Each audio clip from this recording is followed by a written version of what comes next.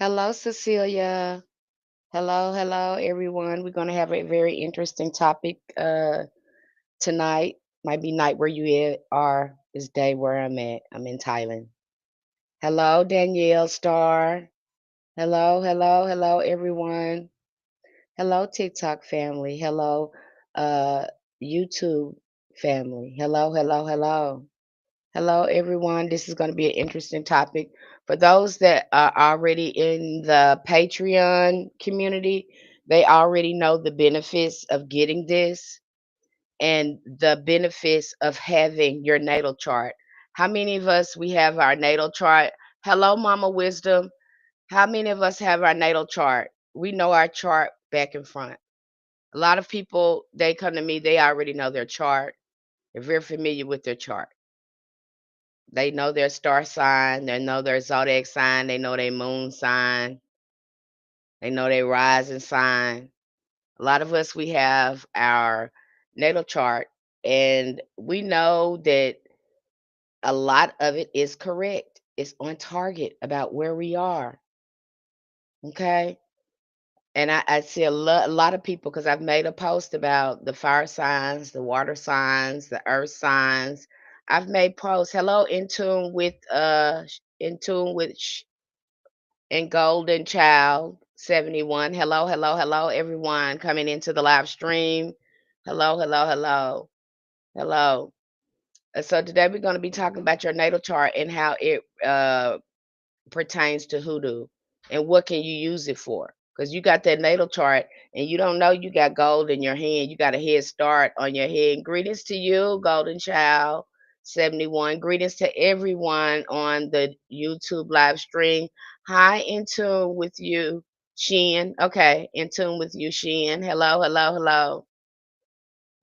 And hello to all my YouTube family here on YouTube as well. We have YouTube here as well, you guys. You want to follow me on YouTube? It's the same name. There should be a link in the bio that takes you straight to YouTube if you want to subscribe or watch from there. But today we're going to, again, the natal chart becomes very important because in hoodoo, we look at our almanac, we time, we have rituals, certain rituals that we do. And all of this plays into two, if you know your star sign, okay? We have this technology now. We can look at it and see, hey, how is this impacting my life? What is going on right now based on my astrological sign? What work I need to be doing? Okay, and the way we look at it over there, because I've helped so many people break down their chart from a hoodoo perspective, and then um, give them the root work recommended based on their chart. But as always, always go to your ancestors and ask for more guidance. But again, when we look at that natal chart, we look at the shadow work too, because that's going to be your level up. The shifts that you need to do, it's going to put you right where you need to be on shadow work. Okay. Many of us, we have our natal chart. Maybe it came from an astrology website, maybe a reading or a friend that ran some numbers for us, but we have it. Okay. And hoodoo root work is not just about herbs and candles, okay, and prayers. It's about knowing yourself. Our ancestors knew the importance of knowing how you think, how you feel, what triggers you, your spirit, the forces that shape your life path. A natal chart is a spiritual blueprint showing where the planets, suns, and moon were at the moment of your birth. And based on this and looking at your energy and your frequencies, we'll know exactly where you need to go, where your shifts need to happen. Okay. Now it's not, astrology is not at its core at hoodoo, but yet we still look at that and we work with the elements, and the natural elements and the planetary energies to do some work. Okay. You'll see that as you move on. And understanding your chart is a powerful way to get rooted in your hoodoo. Okay. What does it do? Again, it's going to put you in ancestral and spiritual alignment because you'll know what type of shadow work you need to do. Hello, Brian, Jill, Celine. You'll know exactly what you need to do. Your natal chart reveals the energies you were born with, many of which connect to ancestral patterns. In hoodoo, we often speak of inherited blessings and curses. The chart can show where the patterns lie. Okay. For example, Saturn placements can indicate ancestral lessons, responsibilities, or generational burdens. We look at the and looking at those south and north and nodes give me a lot of indication too of where you need to be on your shadow work. Again, breaking it down. Because again, what is shadow work? Shadow work is ancestral work. We get to know ourselves and truly know our ancestors, not the stories that we told ourselves, but what who they actually were. Okay. Especially if you were to get my book, I break all that down because we're gonna go right to that family tree and dig on in there. But we have plenty of resources on Patreon, and we're getting ready next month to dive deep into more shadow work. Again, that is the level up. When you get that natal chart already, if I do your blueprint, who do blueprint chart, I already have in your mind you're gonna do some shadow work. Moon placements reveal emotional habits, how you connect with family spirits. By knowing these, you can tailor your root work to heal, strengthen, or unlock specific ancestral lines. Okay, so if you got that natal chart, I've done that blue chart for you, and you're looking at it. I'm gonna break it down for you based on the current things that you should be doing currently. Okay, and then timing your work, knowing the right time to do your work when you know your astrological sign. Like I hear in hoodoo, we don't just go out and do things. This is a science. And the more you know about yourself, the more you know about your ancestors, the better you're going to be able to do your work. Okay. Who do we work by the moon phases? We look at planetary days. We look at seasonal shifts. Okay. And we can see that too in your natal chart. Okay. You'll find out when the best times to do your love workings, your money work, your healing work, and how to use your transits. Okay, we go into how to use your transits. What I be looking at to align with your natural flow, making your rituals more potent. Okay, so again, we look at I look at the whole thing. Then I break it all the way down for you in so many chewable sizes. So when you look at it, oh, this is what I got to do. This is going to give me a head start. Okay, you'll know how to choose the right spiritual tools, what spiritual allies that may be available to you. Again, and it's different for each zodiac. It is different, especially when I get to plug it in your date of birth, your place of birth, your time of birth. It gets very unique for you. It's uncanny um how precise this information is once you get it, especially when you start looking at your shadow work. Hi, Gerald. I'm sorry I didn't see you over there. Hello, hello, hello.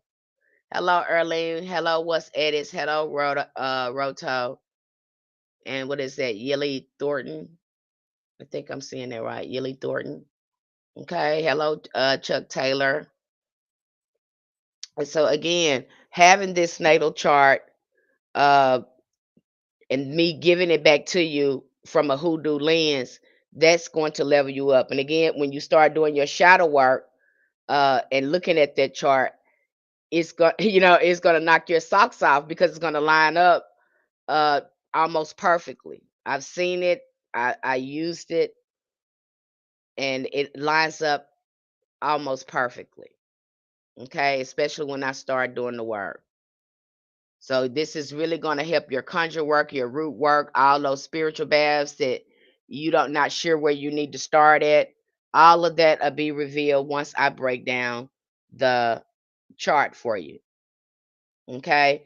in any and all our spiritual practices, especially among the ATRs, when you go looking at the African spiritual system or indigenous spiritual systems, either way you want to look at those older practices, we are always encouraged to know ourselves. Okay, because if you don't know yourself, you don't know your energy, you don't know where you come from. You get in there and you start trying to do certain work, and you find out you got blockages. You don't understand why it's not working, why it's not doing why it's supposed to do, because we haven't, again, looked at certain blockages that we have in ourselves. And it's not, don't judge yourself. Hello, Tina Cole. Don't judge yourself because all of us have them at somewhere. And that's why we're looking at hoodoo right now. That's why we're in hoodoo. Hoodoo is a healing modality, and we can heal ourselves through hoodoo. I promise you can. I promise you can do the shifts. You will have help and you will feel those energetic shifts. Once you start doing the baths and start doing the shadow work, you will see those shifts. Okay. And again, being honest about what you're facing and getting in alignment with it. Because when you look at uh, that blueprint that I provide for you, you're gonna see all your talents and purpose as well.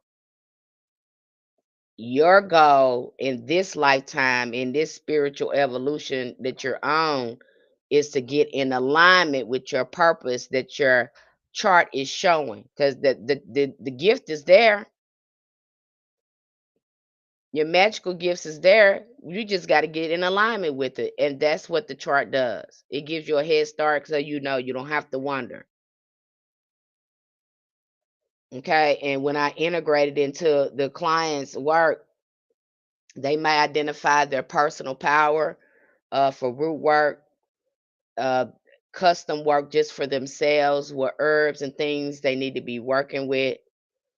They might use transits to plant ancestors' work, plan the ancestor work, prosperity work, or any rituals like that. You might to even craft ancestral rituals for healing. Okay. So knowing your natal chart, you have it in your hands. Some of you know it. I know people know their chart up and down. However, how are we using the chart? Because that's your star sign, that's your spiritual path, that's your spiritual evolution. Everyone is like your fingerprint. How you gonna use it? Okay. We just gonna enrich the information that you have, and give you a path and a plan to work from. Okay. Tapping into your own personal magic, helping you work in harmony with your ancestors, nature, and universal laws around you. Okay. And that's what root work is all about. As you know, our ancestors, they followed that almanac. They know when to plant seed, when to harvest things. And so will you when it comes to your magic and how it operates. And that's what the natal chart does. It brings in a lot of insight. Now, I can give you general meanings when it comes to earth signs and air signs and fire signs, but to get your unique root working for you, because you might have, you might, I'm gonna use myself for example. You might be a fire sign but have a lot of water placements. Okay, you might work well with water even though you're a fire sign. But again, we have to get in there and look at your chart and see where you need to start from. And that is a good foundation to start from. I recommend, you know, I do, my opinion, that gives you a head start on what you're working with. And you can always, look at that chart and see what's going on now, especially when comes to the astrological forecast now, and then versus it, what's in your chart. Again, and I make it very simple. I break it down for you. Now, the most important thing, and I bang this in people's head, I don't mind repeating it. I know people think that before I get started, I'm gonna stop there before I get started. I hate to make this public service announcement, but it keep ruminating in my head as I try to go on. I'll make this public service announcement. I know you guys, y'all have heard me make this announcement before, and I'm gonna make it again. And I have a reason because after I made that announcement the last time, somebody got back in my box asking me, can they be in the community over there on Patreon? After me telling them this is a closed practice. Yeah, I kid you not. And you know, I'm absolutely clear when I come here when I say this is closed. Hoodoo is closed. We don't do no initiations over here because it's closed. If you do not look like me, if you did not experience the African diaspora, if your ancestors didn't wasn't treated, you know, we were treated inhumane. If you did not go through that and experience that chattel slavery, treated like dogs, less than dogs, don't bring yourself over here talking about I know it's a closed practice because it's closed, ma'am. You don't get no exception. I don't know why y'all think it's an exception to the rule when it come to you, but it's absolutely not. Don't get in my box. I got somebody, honey, they left me an article in my box here on TikTok, giving me this long shenanigan story. I don't care about your story. I don't care. I got a long, we got a, and that it's just really making my blood warm because you act like we ain't got no damn story. Our story is still going on. Is something the matter with you? You don't know how disrespectful that is. I don't give a damn about your story, ma'am or sir. Pale faced people. I don't mean to be mean. Stop coming in my inbox talking about getting a pass coming over here because you do not. Now, you know, I shouldn't even have to come here like this. I really shouldn't. Because you shouldn't be in my box anyway. Trying to get permission to do I don't even know why you do it. I wouldn't want to be over there uh in y'all stuff. I'm not begging to be over there in y'all stuff and in y'all way and asking you to make provisions for me. But you get over here and you think you can do that. I have no sympathy for you, so just stop it. Don't jump in my inbox no more. I don't want to hear it. I don't care about the long paragraphs you sending me, and I don't care. You understand me? I remember what happened to my ancestors. You can never erase that out of my memory. I carry it every day with me. And you think I'm finna excuse your atrocities because you want some type of provision to be made for you. That's not going to happen over here. Now, you can do that in Ifa. You can maybe do that in leukemia. You could probably do it in the 21 division. You could do it over there. But hoodoo is a whole brand new ballpark over here, and you need to understand that. Okay, you get yourself broke down over here. Some of our ancestors just didn't like pale face, and I know I had two grandmothers that couldn't stand them, didn't like to talk to them. And you get over here, this is ancestral. I don't know why you want to bring yourself over here. I don't understand y'all. I can't wrap my mind around it. I hate talking about this again, but honey, they would jump in my box and be you. You know, I started to make a post about it. I said, but I don't even want to waste no energy on this because it don't make no sense. Hello, Ashay, LaFlo. You know, that don't make no sense jumping in. So I didn't just want to push it. It's if you knew how if you could open me up and look on the inside of me and see how you make me feel every time you do that, you wouldn't do it. If you knew how our ancestors feel, how that's just a spit in the face to our ancestors, and you bring yourself over here after we have politely told you it is closed. We don't care about your money. I don't know who you think hoodoo is. what you think this is over here, but this is not Ifa, this ain't Lakumi, this ain't that. This ain't that. So stop doing it. I don't know if you be trolling. I don't know what you be thinking about, but stop doing it.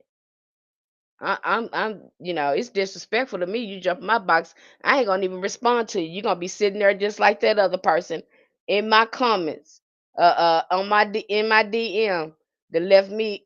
I ain't lying, y'all. A long, long, long article in my DM after I said it was closed, and then gonna repeat back what I said. I know you said it was closed, but what? But what? Don't come over here. I'm not the one. You best believe when I say I stand with my ancestor, I'm the revolutionary. I'm the rebel. I'm the one who will rock the boat. I'm the one that will use my tongue to cut you in half. Don't play with me. You understand me? Don't get over here with that. Don't get over here with that. And I'm sorry I have to explain it and say that all over again, but y'all don't understand. You know, and maybe you do. But these folks, I can't wrap my mind around. You want to be around people. You don't see us trying to get it in over there in them groups where y'all wear them white sheets on y'all head. We ain't trying to get over there. You don't see us begging to be over there and put white sheets on our heads. We not begging to get over there. Hello, Candle Queen Gordon. We don't do that. So why would you want to be over here? I don't get it, you guys. Am I missing something? Am I missing something? Because I have to ask myself, I know I was very clear. I'm very vocal. So I don't know why you think you would get an exception. I don't care. Okay? I don't care. If you don't look like me, dark, you so black you look blue, don't bring yourself over here. Okay? Okay? Don't do it. You're not gonna get any response to me because you'll be wasting your time. So don't even jump in my box. I'm not gonna even respond to you. But I would appreciate if you had some respect and some decorum for yourself and just don't do it. We've told you that. Been very vocal about that. I'm not the only one who said that. Now I don't care what they do over there, in IFA, leukemia. Them people initiate you. You got some money, they'll probably help you. But over here, we don't care about your money. We don't care how much money you got. You ain't getting over here. I hope that was absolutely clear. There's no misunderstandings about it because I don't want to see y'all in my box no more. Hello, Ray Rose. Hello, Mary Rorsall. I don't want to see y'all in my box no more. Show down. And I'm done with that. Y'all just don't understand. It makes no sense. I'm just as baffled as y'all when I see it in my I'm just like, what? Why am I talking to you? Why are you in my box? It's the audacity for me, you know. Uh-uh. So I'm sorry I had to make that known so I don't have any more people jumping in my box about that. Okay, so let's go back into again. I don't hear a lot of people emphasize this. Uh Shadow work. Hello, time stamping army. Hello, hello, hello. Hello, beautiful. So again, doing the shadow work is very important. And this is going to be serious come next month because we're going to start doing workshops over there on our platform and start diving in here. And I know a lot of people don't like to look at that. They don't want to ease out, that ego and put that ego in check. But it is imperative that we do the work before we start again diving into hoodoo. And this goes side and side with veneration, with ancestral veneration. Okay. Like I said, this is more than just spells. This is more than just workings. People come up here, they show you something. I'm gonna tell you again, this is ancestral centered. Hoodoo is ancestral centered. I don't see how you gonna be keep working something without the support of your ancestors. Are you pouring libations? Are you sitting with your ancestors? Do you have a relationship with your ancestors? That's the first thing I'm gonna tell you when you get over here. I don't want to hear really about the work. When you come to me and start telling me, well, I did this and I did that, I said, I'm gonna say, did you ask your ancestors? We'll go back to the very beginning. I don't care about what you want. What I care about, are you in alignment with your ancestors? Because when you're on this path to hoodoo, you're again, what we want is sometimes totally different from what our ancestors and what spirit want for us. And if you are ego driven and you haven't did any shadow work, you are not going to you're not going to follow the divine guidance. And I get people over here like this. I read people like this all the time. They want to get a reading, but you know what? They want to try to outwit spirit instead of just doing the work and getting in alignment. You have some people like that. They want a short way around. And one thing about hoodoo, there's really no shortcuts over here. That's why it's no initiation, because you get your butt in there with your ancestors and start doing the shadow work and start getting in alignment and elevating. It is ancestral centered. Any questions about that? Any questions before we go on? Because I know you seeing people come up here and they doing things like this and doing things like that.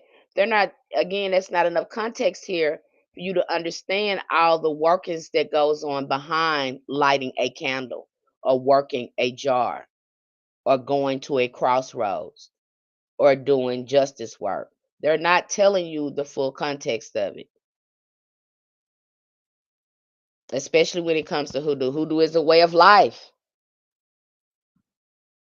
Shadow work is ongoing. It's no end to it. So if you think you're going to get over here and get in to shadow work, and I think that's a misconception too. We get into shadow work to become aware of our own psychological and emotional state. Hi Tania, hi Kong was, hi 123 Mama B Bear. Okay, that's why we get into shadow work.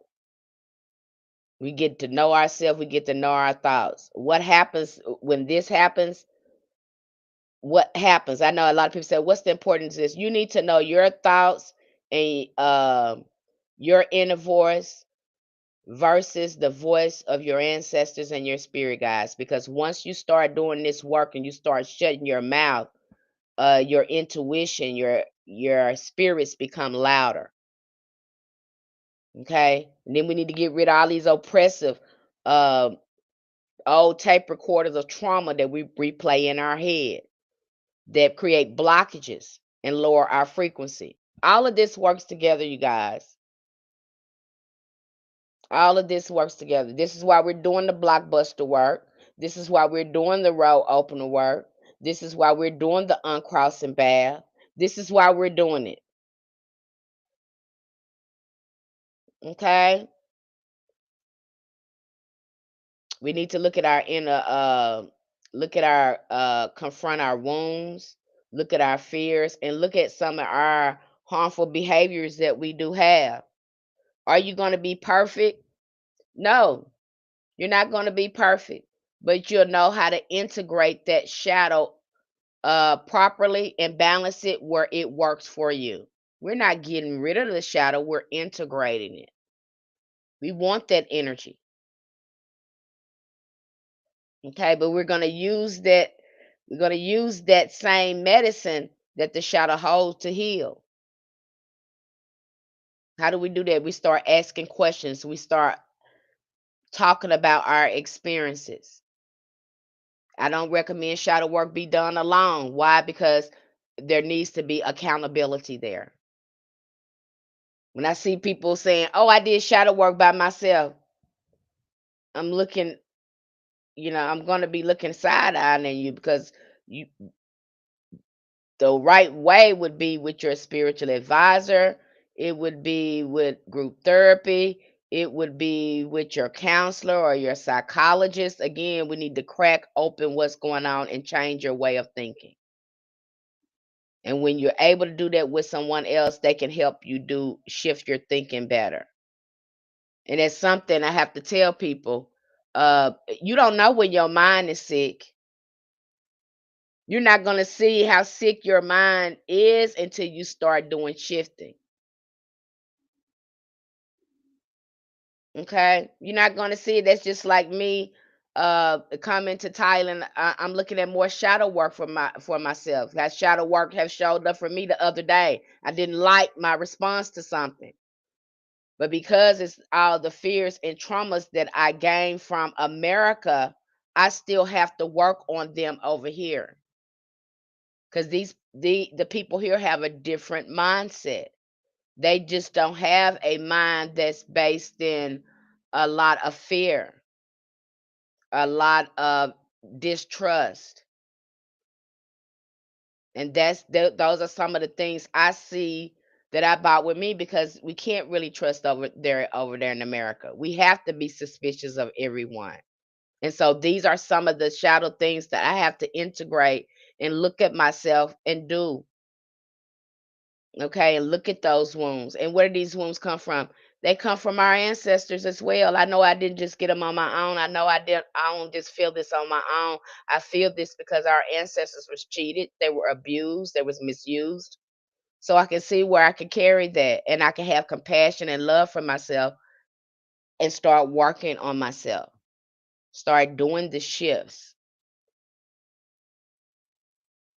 and I can openly talk about it. Okay, and talking about it too frees you from these oppressive spirits that have you bound through silence. They'll use your silence to keep you bound. I was reading, I think I was watching a video here on TikTok. One of the I think what's his name? Antonio Santonio. He's Hispanic.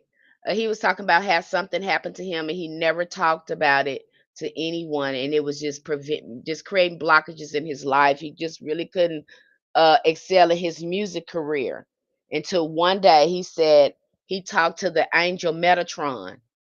I think Bobby Hemmett talks about this. He talked to the angel Metatron, and the Metatron told him to talk about it, to confess it and talk about it. And he said once he talked about it and with someone else, he felt a release. You know why? Because those spirits had no more power over him.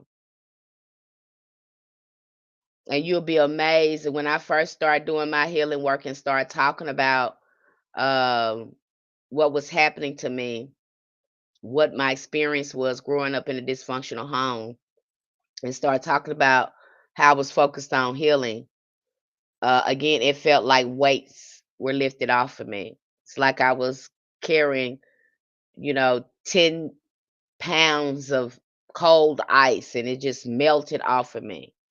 I could feel the release. Okay.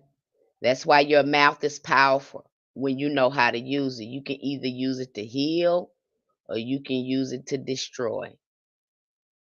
And so when you get in shadow work and because you're having to call a lot of your power back, you're having to release yourself from a lot of these oppressive spirits that you're not even aware of because they're so ingrained through your way of thinking. That's how they manifest, and through some of these behaviors or triggers that we have. Okay. So we have to again always be talking about the things that we're working on and the things that we're healing, and always claiming our healing, knowing that we are healing. You got to keep them things in order. We don't wrestle with flesh and blood, you guys. We wrestle with spirit all the time. These spirits, the way we think, the things we say. Okay, all of that is important. Okay, and then honoring those ancestors while you're doing that. We want to come in contact with healthy ancestors, which I want to get back on that. I can't recommend this enough. I can't recommend healthy ancestral veneration enough. I have too many people, I have seen too many people that have family trauma. There's some deep trauma, whether it's SA. Some of us carry heavy trauma. This is why I say do not start putting family members on your altar. Some of our family is riddled with alcoholism. other addictions, could be other addictions. Addictions could be anything. Uh, just any dysfunctional behavior. Okay, this is why I say do not start putting family members on your altar. Do the shadow work first. Start looking at that family tree. Start looking at their personality traits, their characteristics, and their behaviors, and putting labels and notes beside it. And look at that tree in its fullness, looking at your mother's side, your dad's side. Then start looking at your first trauma, because some of your first trauma is going to be with your family. I know you don't want to hear this, but if you want to communicate with healthy ancestors, and you want, again, a powerful spiritual court, again, this is the right way to do it. Do the shadow work first. Who do we want to call on first? Because again, you have a variety of ancestors. It's not just family members. We call on our most oldest ancestors that is connected to the lands, the ones who were root workers, healers, witch doctors, shamans. That's who we called on. The land first. The land is always respected first. Okay. The land is our foundation. It sustains us. Without the land, we would not be here. Without the medicinal properties, the plants, the trees, any of that, we would not be here. So again, we go back to the land first. Okay. So we want to really honor those ancestors of the land, talk to those tree spirits, talk to the land first. And then later, you can choose what ancestors you want on there, what family members you want on there. But I say this because a lot of our family members, they didn't get a chance to do a lot of that healing. And a lot of us, we are in denial, especially if you're just awakening and you're again trying to raise your frequency, and this happens by awareness. And sometimes you have blocks and you don't see it. You can normalize abuse. Some of us normalize abuse. We can normalize dysfunction. Is this making sense to you? Let me know if this making sense to you. Because I want to break it down to you so you'll understand, beloved. Yeah, hoodoo, we don't have no initiation. Yeah, if you among the African diaspora, you can practice it. But it also comes with accountability and responsibility, like any spiritual practice. Do not get it twisted. There's order over here. There is order over here. It is a science. Is it making sense to you? Let me know in the comments, TikTok family. Let me know in the comments, YouTube family, if what I'm saying making sense. I know it don't feel good. I didn't ask you did it feel good, because I know it don't feel good, because we are a society of instant gratification. We're a society, we like instant gratification. We like, I want it now. What's that JG Rentwork commercial? It's my money and I want it now. We're that I want it now. And spirit doesn't work like that. Your conception of time is going to have to change as well. Okay, thank you, time stamping army, for the confirmation. I know y'all don't want to do that. That's why we got these folks hexing folks, and that's all these some of these spiritual practitioners can talk about is hexing and spiritual warfare. God, when does it end? Okay, we should be really focused on taking care of ourselves. Thank you, Urban Alchemistic, HPIC. Okay, so again, taking the time to slow down and do the shadow work and start working with ancestors, please. And I know we got some family members that were nice to us. It might be a few out there. But for those of us, we know that that trauma that we experienced 500 years ago or more had manifested itself in our family in some type of way. We carried it there. I mean, this is true root work. If you want to know how to do root work, do the shadow work, because the root shadow work is the root work. Okay? We're not putting no band-aids over no shotgun wound. This just ain't no way to do it. We heal from the root. We look at the root cause of why it's in there. And that, again, to other people, that is why hoodoo is closed. You see, we ain't forgot because we still over here having to do this root work, healing from these wounds that's epigenetically passed down to us. They come up in different ways. We're still dealing with addiction through our family. We still dealing with SA through our family. We still dealing with poverty through our family. We still living, we still come back in this. This is why hoodoo exists. And this is why it's closed. Okay. So, and I know doing the shadow work, it seem heavy, especially when we share all this trauma together. That's why it should be done collectively together. You see a lot of transformation happen if we do it collectively together, because we can all hold the pain together. And sometimes you can't hold that pain by yourself when you're doing shadow work, especially grief work. You need somebody holding you, holding that pain with you. I love Iyanla Van Zant when she's working with some of these people and she puts her back up against their back when they're talking. Why is she doing this? So she can hold that pain with them.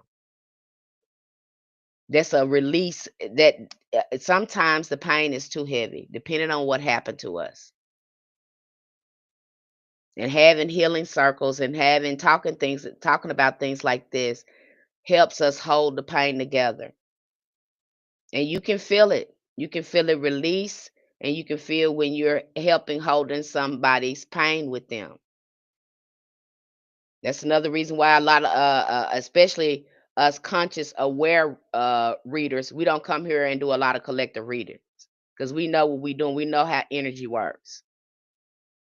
Okay. So you can't, shadow work again, being accountable, being responsible, and knowing the power of your words, knowing the power of your mind, being conscious of what you're doing. Okay. A lot of self love needs to go on doing shadow work either. This is not beating you down or making you be perfect. No, it's being very gentle with yourself and understanding how these wounds got there. And then the self-love comes in with your hoodoo when you start getting on them spiritual baths, start taking care of yourself and pampering your energy and getting yourself back on the right frequency and crying with your ancestors. Y'all need to hold that space together because what happened to you happened to them too. See how that happens? The bond gets so intimate with them because see, you understand now. You understand me? You understand now by looking at your own wounds, but you ain't gonna sit there and look at yourself and really see uh look at your ancestors and see the connection. Even though it's a burden there, they also passed on gifts. Okay. You'll know it when it happens, but it ain't gonna happen until you put in the work and do the shadow work.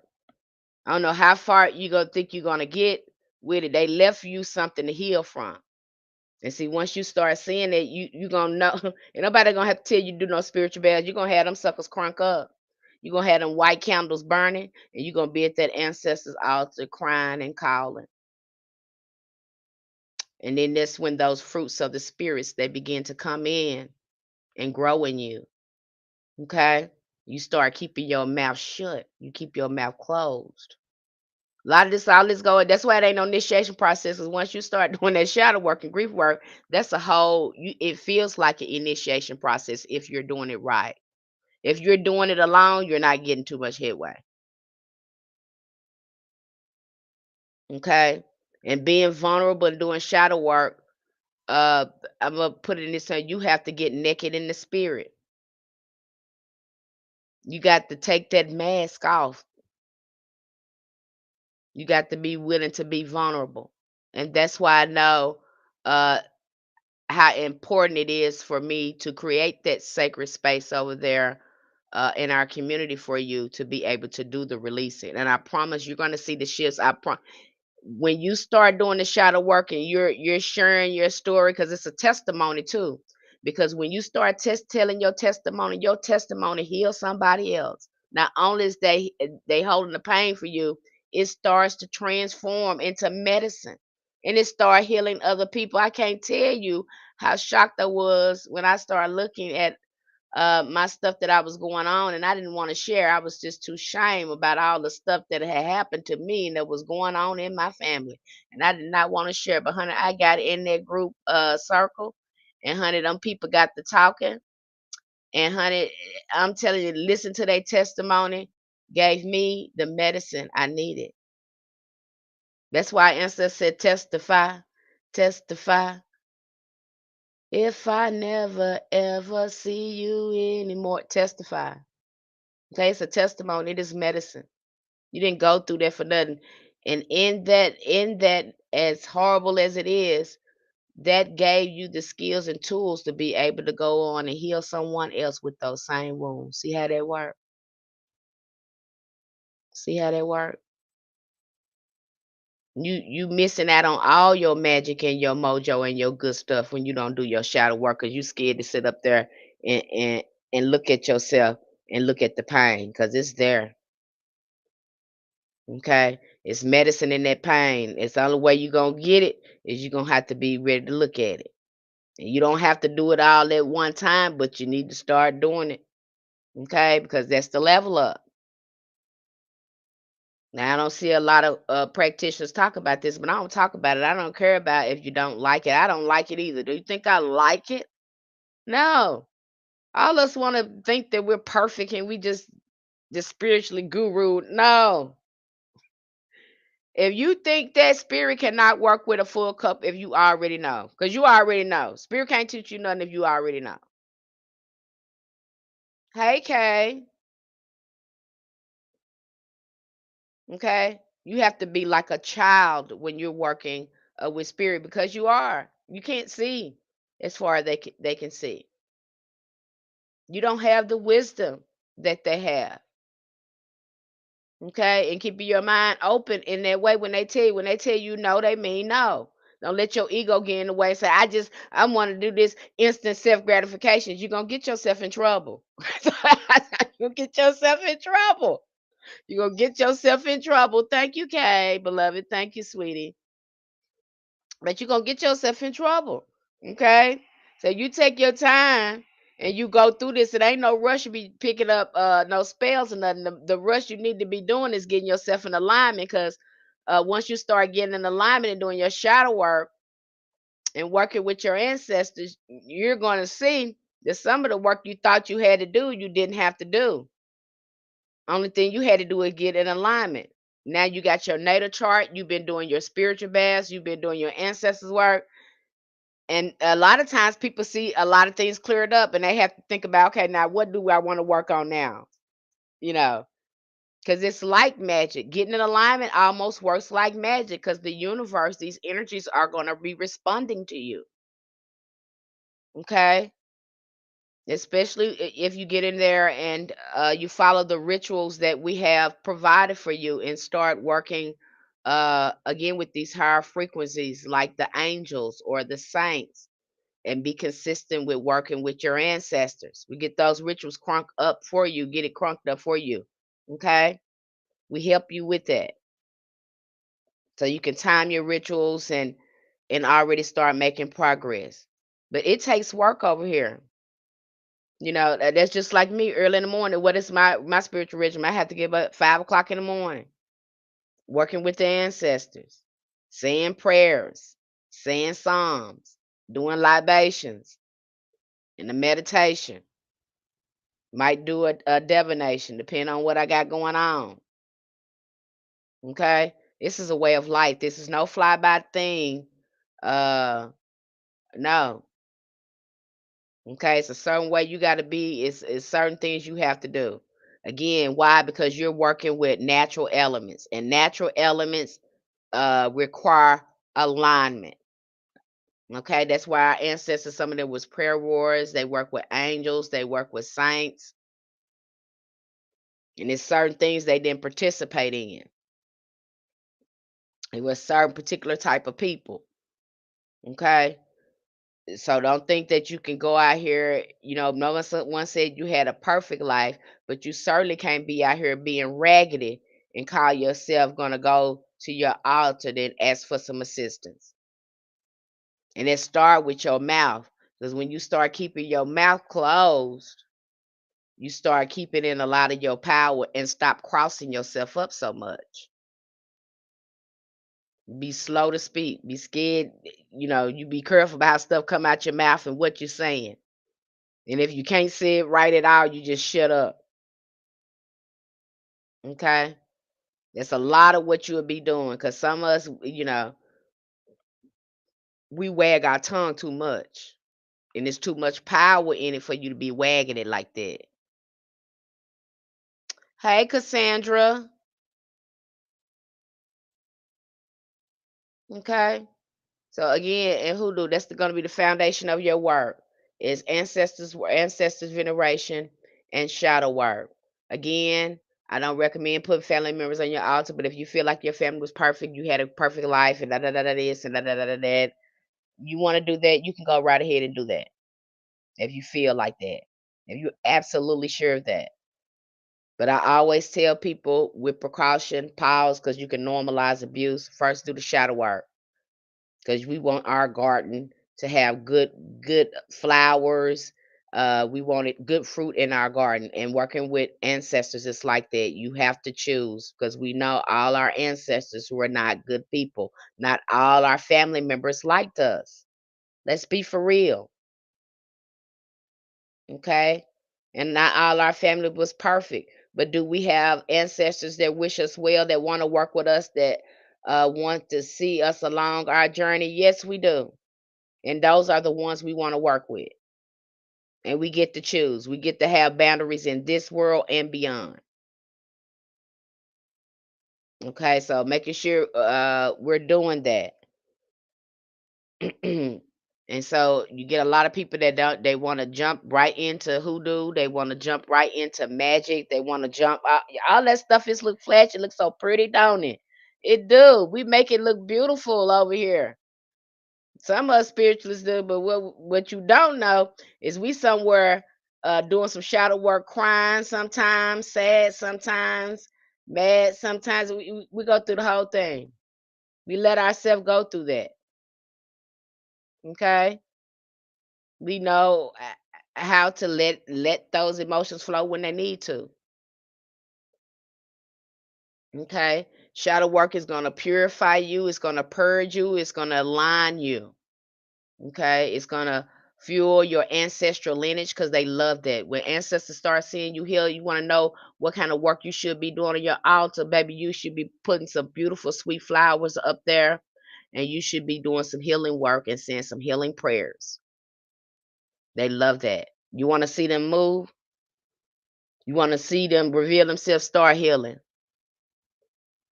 You keep a lot of y'all keep putting food and stuff up there. Healing is an offering too. Did you know that? Character work is an offering too. Did you know that? They love that. It really shifts the energetic patterns in your bloodline when you do that. It really shifts the frequency. Okay? So when you connect with healthy ancestors, again, you improve your lineage, you improve your work. Um, you know you're getting support on there. Okay, you know you're getting the support. Now sometimes, and you'll see that too. Sometimes your ancestors don't want you to work no magic. They just want you to wait a certain time to do certain things. They don't want you. We want something. What we want for ourselves is not what our ancestors want for us. And when you respect elders and when you respect your spiritual practice, you'll know how to slow down, do a divination, and respect that. That's just like me. I was want to do some stuff. This full moon that came up, that was like, no, we want you doing this work. We want you on the ancestors altar. We want you doing ancestors work. We don't want you doing any type of nothing like that. We want you to just focus working on with us at this time. That's it. Whatever you got going on, you just need to come here.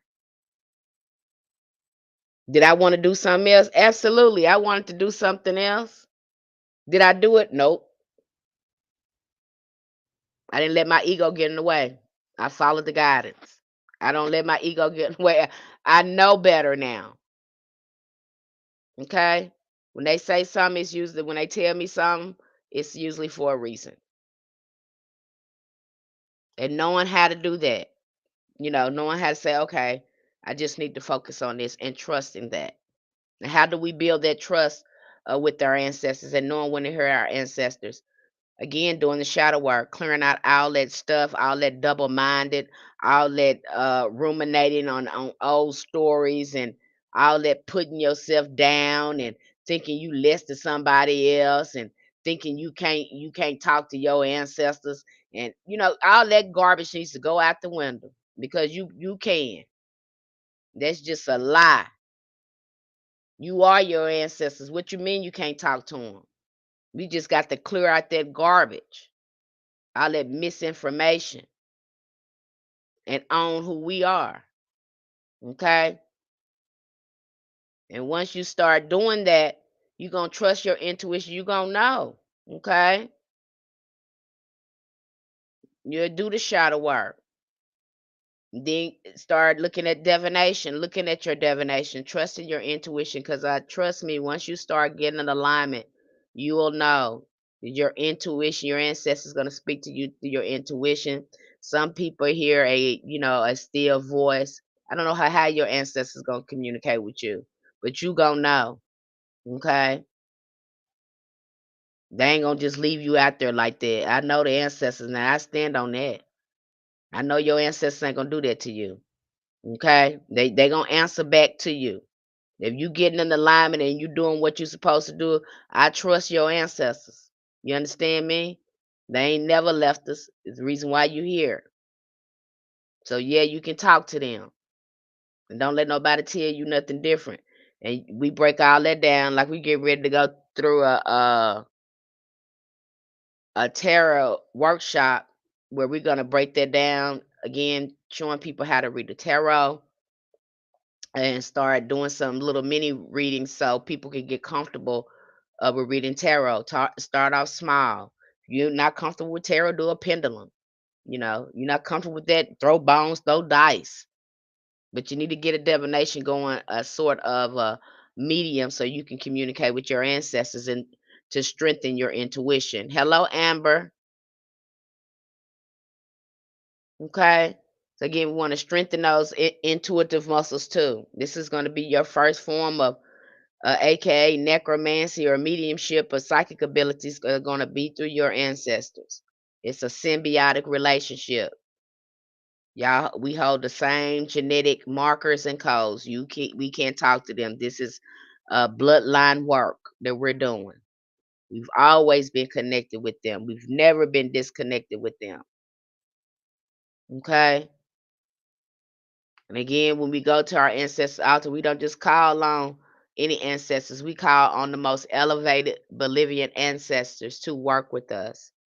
We call on the highest Gungun, the ancestral saints. That's who we call on. We don't just call on anybody because we want to again work with those higher frequency of ancestors who want to see us do better, who wants to see us uh raise the frequency of the genetic line.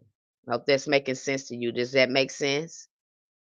Does that make what I'm saying? Hey, Royal Goddess. Yep, we have to reprogram ourselves.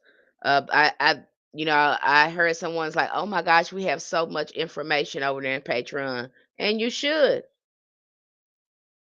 Okay, you want to work magic, but you don't want to reprogram your mind. You want to do your own spells, and that takes reprogramming your mind. That takes investing the time, investing the time to read, to comprehend, and to start shifting your thinking on how you view the world. And again, looking at things from a metaphysical perspective, a spiritual perspective, not just a physical perspective. And sometimes it takes a little bit to get our mind to shift that way. Okay, to start making this a way of life, to start putting again, implementing, making room for spirit in our life.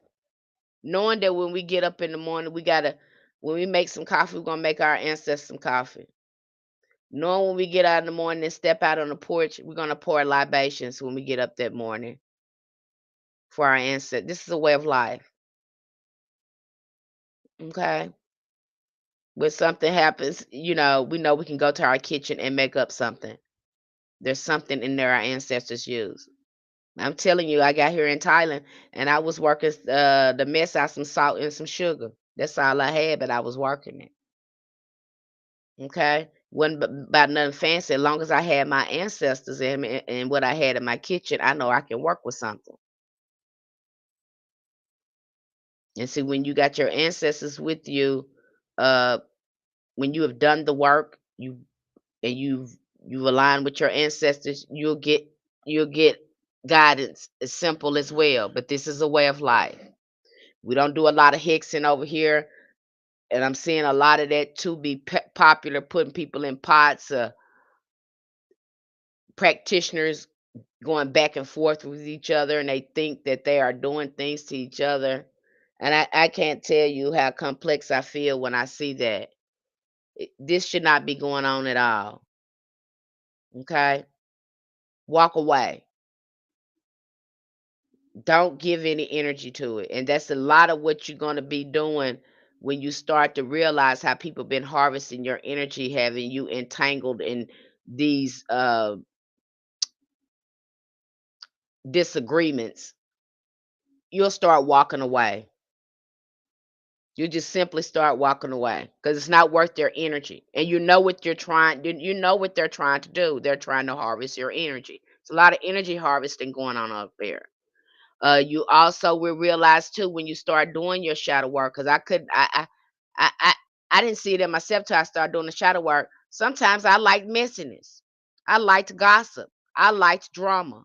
I liked excitement. I was addicted to that.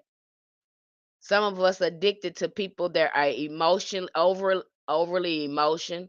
Um, they love to sensationalize things. We love excitement. We love drama. All this are trauma. And then when you get somewhere and sit down and you're away from people and you have to sit with yourself, you almost go crazy because you can't deal with your own thoughts. See, that's what happened during COVID. People started getting help because they realized when they got somewhere and sat down by themselves, they could not sit with their own thoughts. It's some people that cannot be alone. They don't like being with their own thoughts. Okay. Me, I can be alone. It doesn't bother me at all to be alone. At all. You have some people have they more peace and really they're more independent and spiritually stronger the people that can be alone. Okay. A lot of people they run out and rush into these relationships. I was hearing a young lady talk about this the other day. She said her marriage was totally perfect, but she wants to be alone. It's not what she thought it was going to be because she wanted to move forward in her life and do a lot of traveling and all this. Not that her husband was bad, but she was like, this just ain't for me.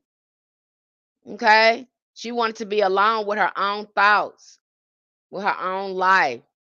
So again, some people they cannot do it. And you'll find out when you start doing the shadow work. Are you a person that make things happen? Usually fire signs. I see that with them, they make things happen. Fire signs are initiators. Sometimes that gets us in trouble because we don't think before we act. We do it, and I have to get on myself about that sometimes. We're already ready to take action, but we don't do very good planners. Not very good planners. Okay, now the air sign, they might think about something for a long time before they take action because everything has to be in place. And Virgo would do that too, because they're earth sign. Virgo would do that too. They'll keep ruminating about something before they do it. It just gets stuck in their head before they take action, and that person have to tell them, "Hey, it's time to do it," and then they'll take the action.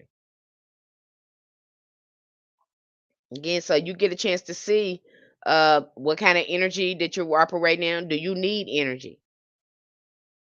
Can you generate your own energy?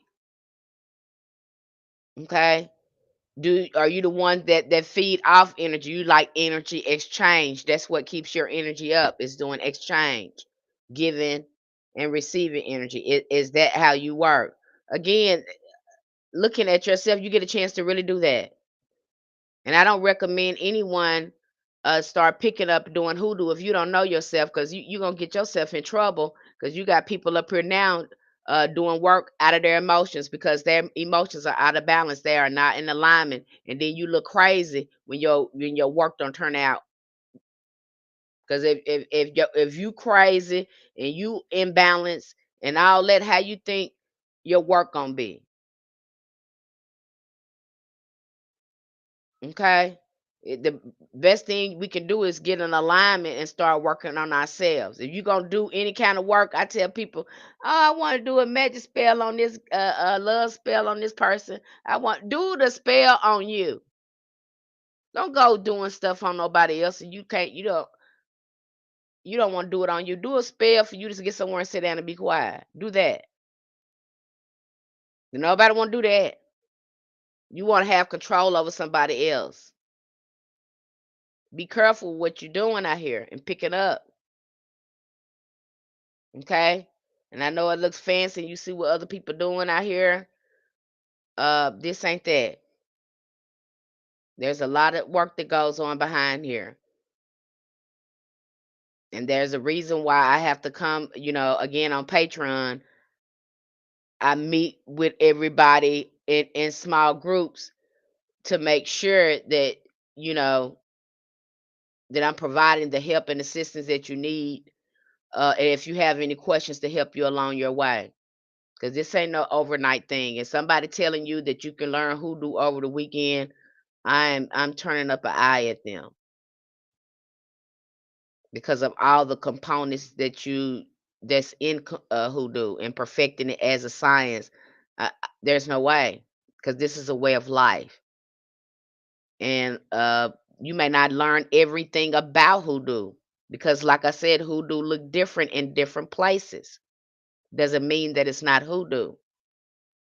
And so you get over there and you start seeing some things. Everything may not resonate with you. You probably have a few things resonate you. You take that, that's your hoodoo. Okay, so don't overwhelm yourself with trying to know everything. You can know a little bit of something, and it can get things done for you. Okay? Especially when you follow your ancestors' guidance. So don't be overwhelmed by the resources we have over there. That is to fully educate you and to show you you have a variety of options to get your work done and to help you understand hoodoo. Okay? Now we're really going to go deep with this. And I know my ritual and my conjure members are so excited about these meetings that we have coming up, because we get to have these one-on-one discussions, and I get to hear their experiences and get to understand how can I assist and support them more, and just how we can support each other. So it starts to feel, close knit when we start having these discussions. So I'm always present over there for that. I don't believe in just giving you stuff and not connecting with you, because again, my goal is to really connect with you and understand your path. Help you and support you along your path. So I don't just put you out there and say, here, here. No, I don't do that. So, if you're interested in learning hoodoo as a spiritual science, okay, not this, this spooky stuff, how they try to make it be, not this, I'm gonna throw a hex at you type of how they think hoodoo is. That's not it. Not a love spell. No, we not. That's not what we're doing over here. Okay. Now, if you want to do that on your own behalf with the permission of your ancestors, you go right ahead. But over here, we give you a foundation and you make a choice on the magic and the work you should do. The best way I do recommend, if you have just started out, doing hoodoo or you're a beginner, get in the ritual member, get over there. And I highly recommend that you reach out to me with your email address, time, birth, place of birth. Give me all that, and we can get started on your natal chart so you'll know what area you need to start on with your work. It just gives you a head start and takes the guessing out of it. Okay. That gives you a really good foundation when you can look at your natal chart. That's you. Is it's all you, and you can resonate with it and say, okay, this is where I need to start. It's just a great start. I figure it's my opinion. I think it's a great start. Um, then we have the conjure member. Now, conjure members are for the ones who are very comfortable. They have mastered ritual work. They have a good um, relationship with their ancestors, and now they want to work with other spirits. They want to know the art of working with other spirits. Okay. And that's when I come in and kind of teach them and give them technique and skills, and we share resources on working with other types of spirits. Okay. And that's a whole different ballpark. Conjure is a lot different than root work. Some people say it's the same, but no, not really, to a certain extent, not really. Okay, because when you go to conjure to the payment with working with these spirits are very different from working with your ancestors, very different from working with the saints. You welcome, Tina Cole. Like I have to keep it real because I think it's so many people out there that come and explain hoodoo vaguely with Psalms and just from a Christian perspective. And hoodoo is being confused with Christianity. It is not that. Hoodoo works aside any religion. You could be any religion and work with hoodoo. Why? Because it's ancestral. Okay. The first thing we follow is our ancestors. Now your ancestors might have you go out and have you work with different spirits if you ask for their permission. Or maybe they're busy, they may advise you to work with a saint. I've even had ancestors say, "Okay, you need to go work with the voodoo Pathanon," and they set that up. And Papa Legba start coming in my dreams. You get that sometimes, and that's the safest way by way of your ancestors. When we talk about the Orisha, we talk about the Loas. Again, we go back to our ancestors because a lot of those practices are ancestral. Uh, it has ancestral lineages to them, and you're not going to know those lineages until you really start working with your ancestors and they start guiding you to work with certain spirits. That happens. That's the safest way to do it because way it works the way I experience is they introduce me to spirits. They'll introduce the spirits to me. They bridge the gap between that. Okay, they make it happen. All right. So again, they are your first. They're like your confidant, your liaison. They're gonna handle all that when they want you to work with another spirit. That's why you don't need to be messing with Oshun. You don't need to be messing with the Lowas. You don't need to be doing none of that if you ain't asked your ancestors. Okay? Even when it comes to, working with saints, ask your ancestors. They'll tell you, now you have that happen. Ancestors can't do it right now. They working on something else. And they'll have you to work with a saint. That's not uncommon. Okay. They might have you, your ancestors can't do this certain work, but you got a Lama Dama in your court. Again, too, knowing what type and what's ancestral types, archetypes you have in your spiritual court is going to be very helpful as well. Okay. And especially when we go to looking at the Lama Damas, because some people want to work with Lama Dama, but they're not sure if they have a Lama Dama in their spiritual court. Some of us do. We do have some of those Lama Damas, those great mothers that's in our court, and we can work with them. That's where the Lama Damas come from. Okay. Some of like that, that's why I tell uh some of you pale face people, you can't get over here because some of this stuff is ancestral. You got those Negrito spirits that's in there that only work with people of African diaspora, and Lamadama is one of those. All right. So you're not gonna know until you start asking your ancestors. And most of these deities, you go to erecting an altar for them, and you're not servicing your ancestors and working with them, because most of these, even the Loas and even the, and you're looking at the Getty, and you're looking at the Igugun, in the Orishas. When you're looking at that, again, a lot of these spiritual practices are centered on the ancestors.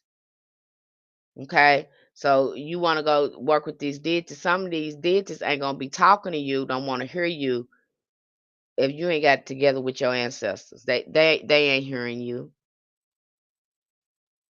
Some of them is not hearing you. They don't want to hear you. How can you go past your own folks, your own support system, and then go talk to a spirit, but you ain't even right with your own in your own spiritual court. You're not even using what you have there, your ancestors.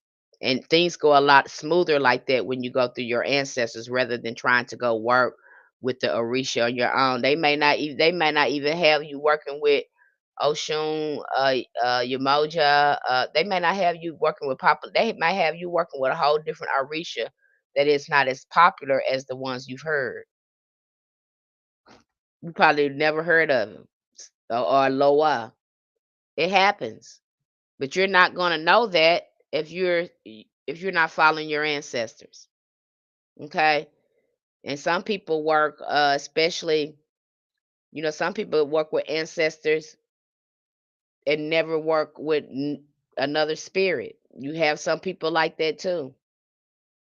Okay, they just fully work with the ancestors. They have ancestral spirit. They have powerful ancestral spirits in their spiritual court.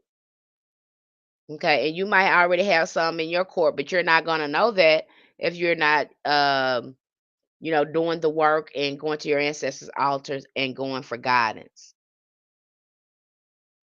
Them your folks, they gonna have your back. They're not gonna judge you.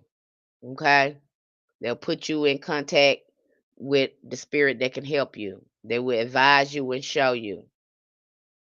All right. So you do yourself, don't do yourself like that, going out trying to work with another deity and you haven't even asked your ancestors. We ask the ancestors for everything. Before we do anything, we ask them. I'm adopted and don't know my ancestors. How do I know who they are? Well, you can start with your adopted family if they were nice people, or you can start calling on your most elevated beloved ancestors. You don't have to have them by name, but just start calling your most elevated ancestors who support you. You can call that way. And you can just also do the shadow work, look at your adopted parents. And again, they still support you because you were adopted into that family. So you still have ancestral ancestors that you were adopted into that family that still support you, that see you as family.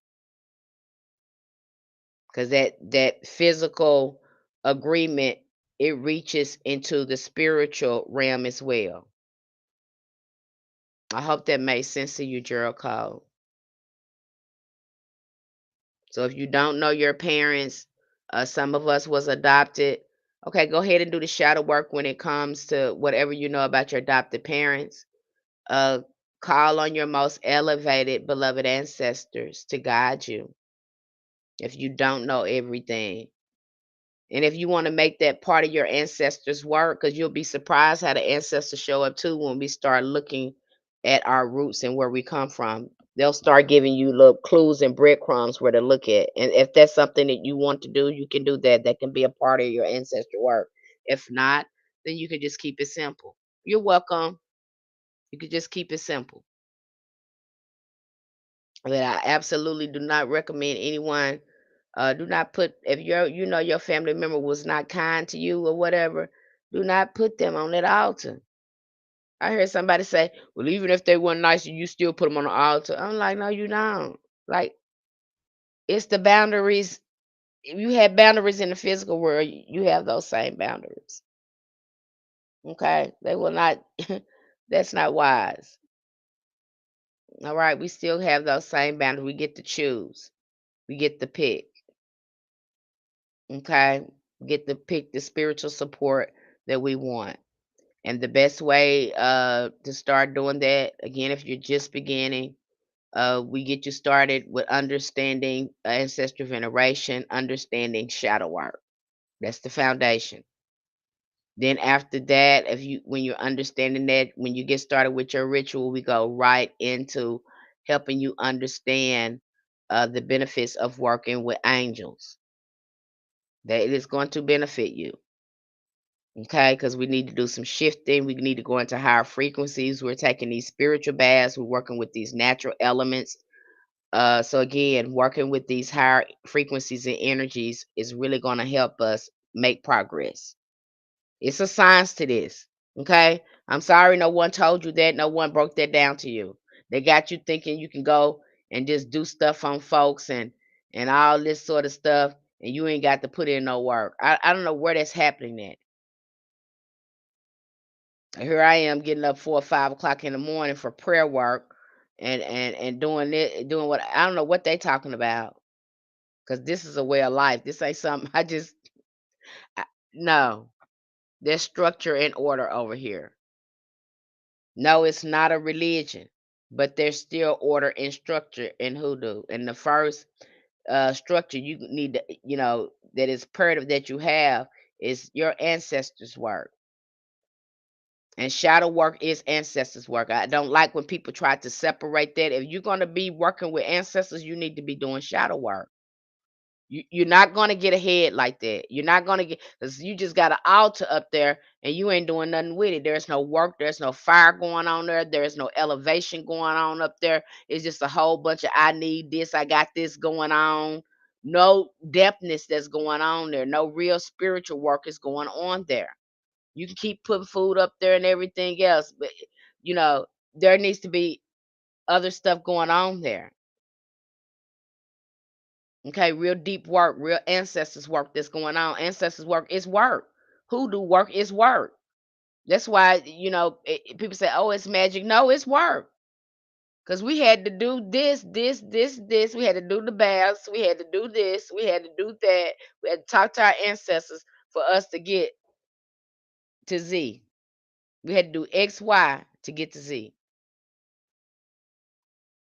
So no, it ain't just magic. I put the work in to get this. I'm the one who did the praying. I'm the one who did the fasting. I'm the one did the petitioning to the ancestors. I'm the one was getting up 3, 4, 5 o'clock in the morning.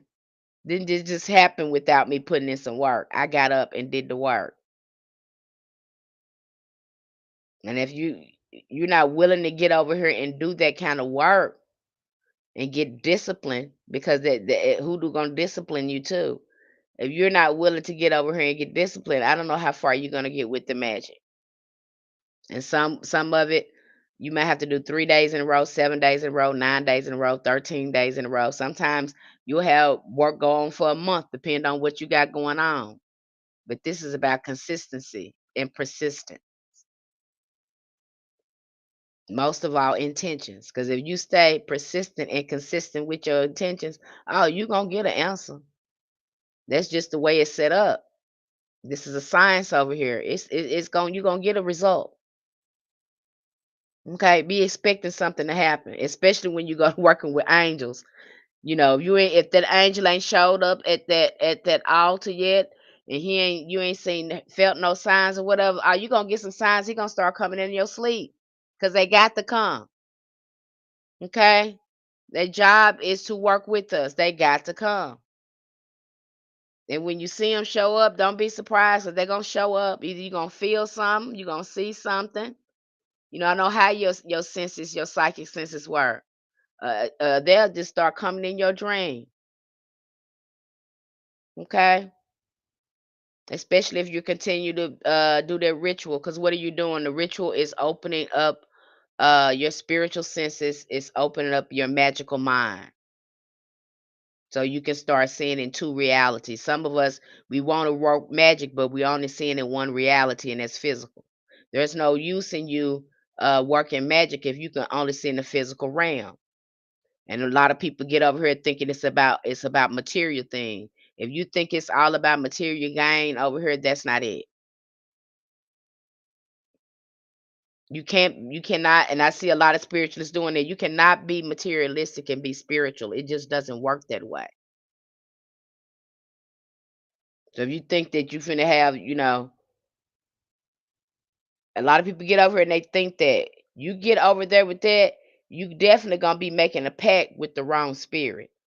And you see a lot of what's going on with some of these workers today. Getting in here for money. They're overcharging. They're not in it to really help people. They're in it to make money for a title. They're not really in here to transfer wisdom, to transfer experience, to transfer knowledge. They're not really here to spiritually support other people. They can give, you know, a flying flip about that, some of them. They care more about being an influencer. They care more about getting paid from you. I heard somebody say, if your spiritual worker, if she ain't got this and they ain't got that, then you don't need to be working with them. If your spiritual worker do got all this and got all that, I have to ask them how many people are they helping? Where are their reviews? Where are their reviews? Who are the people they honestly helping? Because now you looking like the preacher, the mega house preacher over there. Just what y'all sounding like these mega churches. When you start saying that, and this ain't that, hoodoo ain't that. This is about a relationship with spirit and having spiritual allies when you need them on your journey. This is about having spiritual solutions to everyday problems. This is about having support from unseen hands. This helps us navigate our life better with favor and alignment. Okay. So I don't know who telling you that. I had to talk about the prophets the other day. If the way it was explained to me by the ancestors, when you look at prophets, there are prophets in all walks of life, just like there are spiritually. Honey, prophets. You'll see prophets in jailhouse. You'll see prophets uh in the most privatized places. You may see a prophet, that person look like a wino, but when they open their mouth, mighty stuff come out their mouth. Don't you tell me, you go look at some of them prophets in the Bible, some of them people, they were not high esteemed people in society. People didn't want to listen to them. But when they opened their mouth, stuff started moving and shifting, and they had to sit down and listen to it. They didn't like them prophets. Because to them, how dare God use somebody like this that is low in society to tell us what to do? Because they got more sense. They not entangled up into materialism like you. And you ain't gonna listen. So them people that you seeing poor and they don't have anything at all that, they don't have any attachments. Don't look down at them. They free. Some of them are free, depending on how you looking at it. They don't have any attachments. But because some of us are so much materialistic and we have so much attachments, we have equaled that with success, and that is not success. Success is, do you know how to talk to your spirits? Do you know when they saying no? You know when they telling you to do certain work? When you do certain work, do they support you? That's success. Okay. That's why I say I had to go. You know, again, I'm growing even more because I left America. My whole way of thinking is changing because the way we think in America is so materialistic, and it keeps you spiritually sick because you steady chasing after things and dreams that's not even real. Okay. So again, you start to look at things from a different perspective. So you think that money gonna rain, and can good things happen? Can you win money? Will hoodoo help you bring in more money and help you sustain yourself? Absolutely.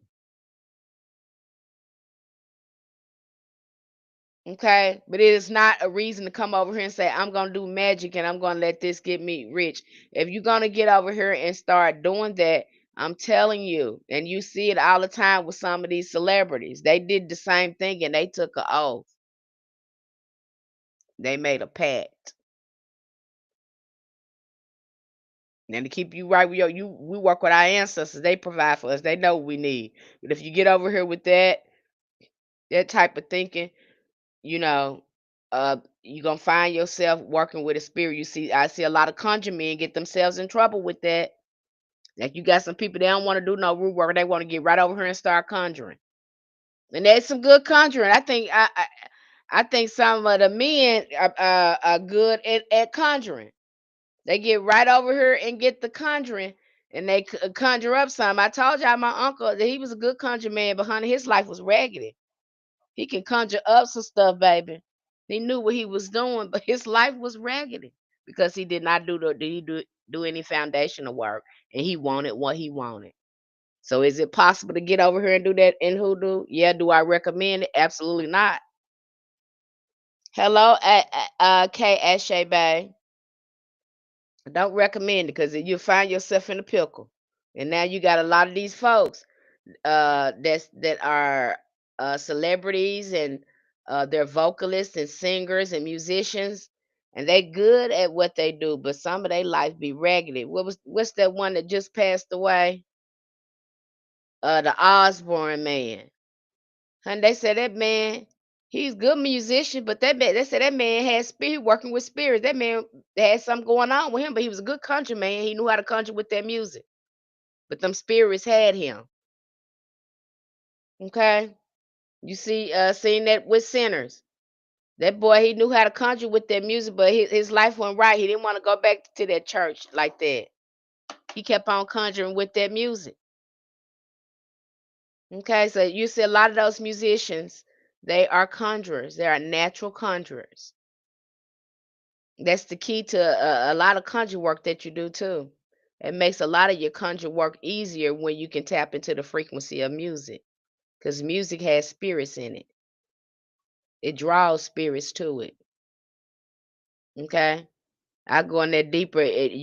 When you go in our church, that's why when you go into a Christian church, even the style that we are preaching, you understand me? When that preacher saying, well, come on down here, and the Lord said, and Jesus said this, and Mary said this.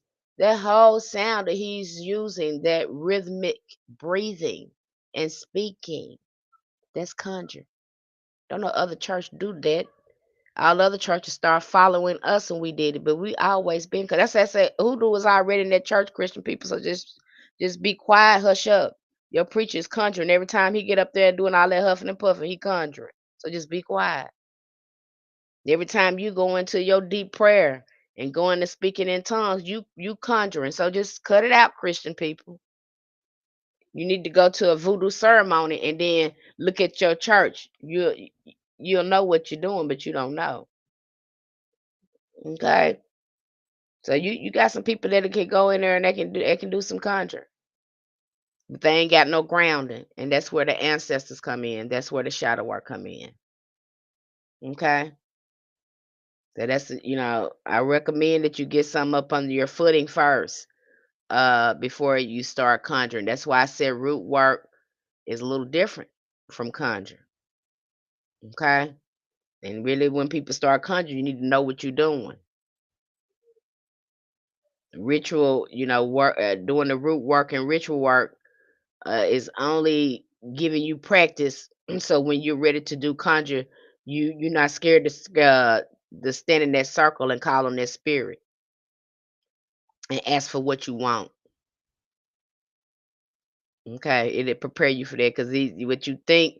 I would think I and another member was talking, and I had posted about angels, and she was like, I didn't know this about angels. I said, you got some angels that are terrifying to behold.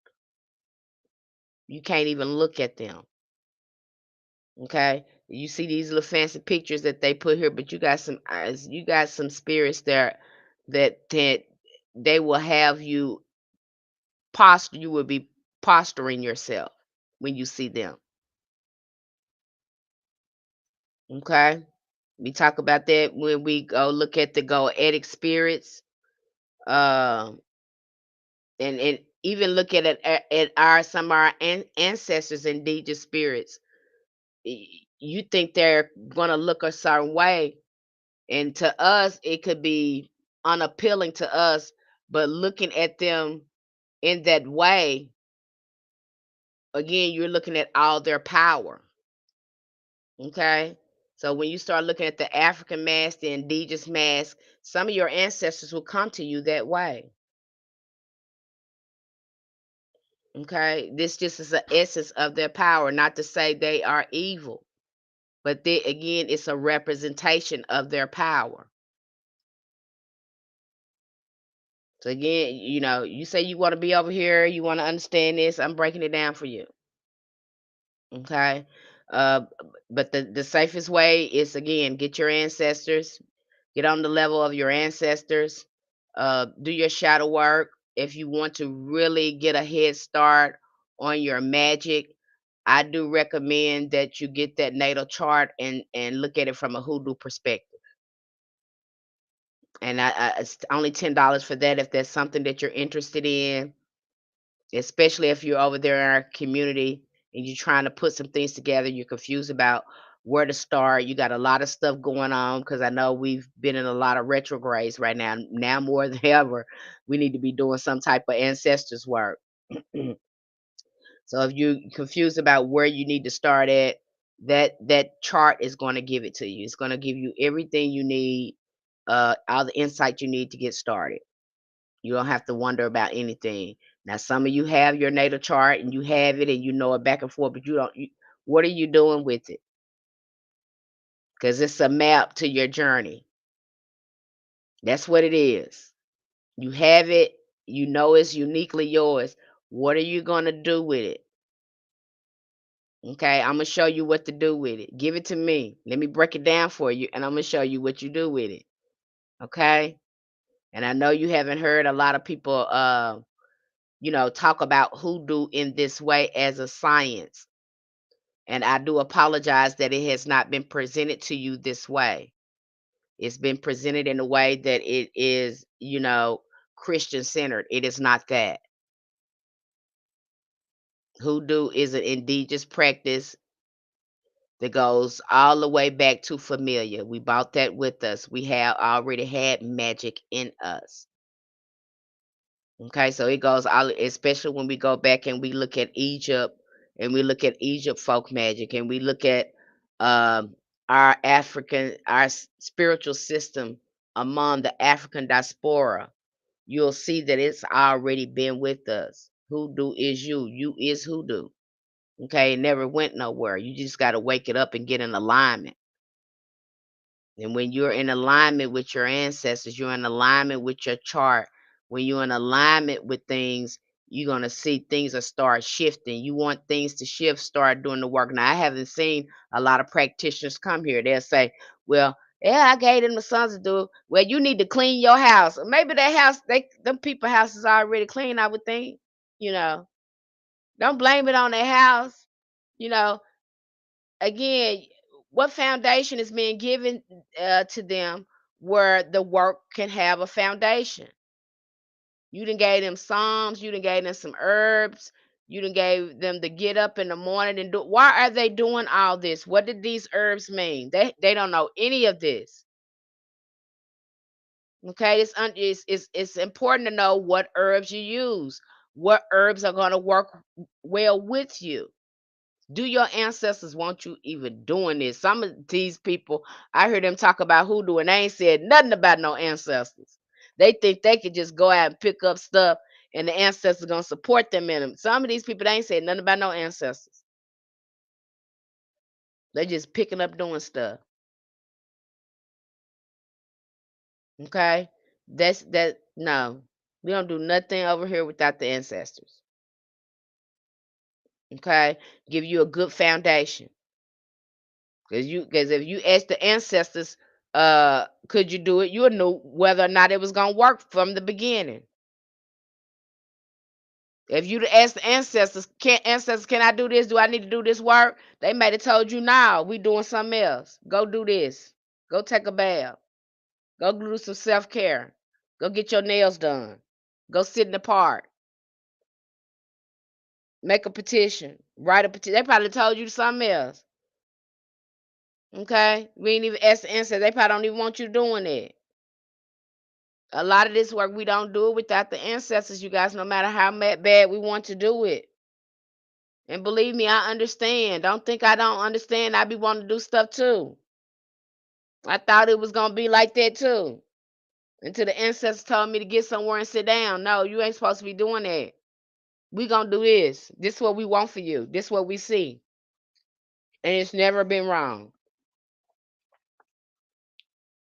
It's never been wrong. Sometimes they'll give you a reading, it don't even make sense because it ain't happened yet. That didn't happen to me a lot too.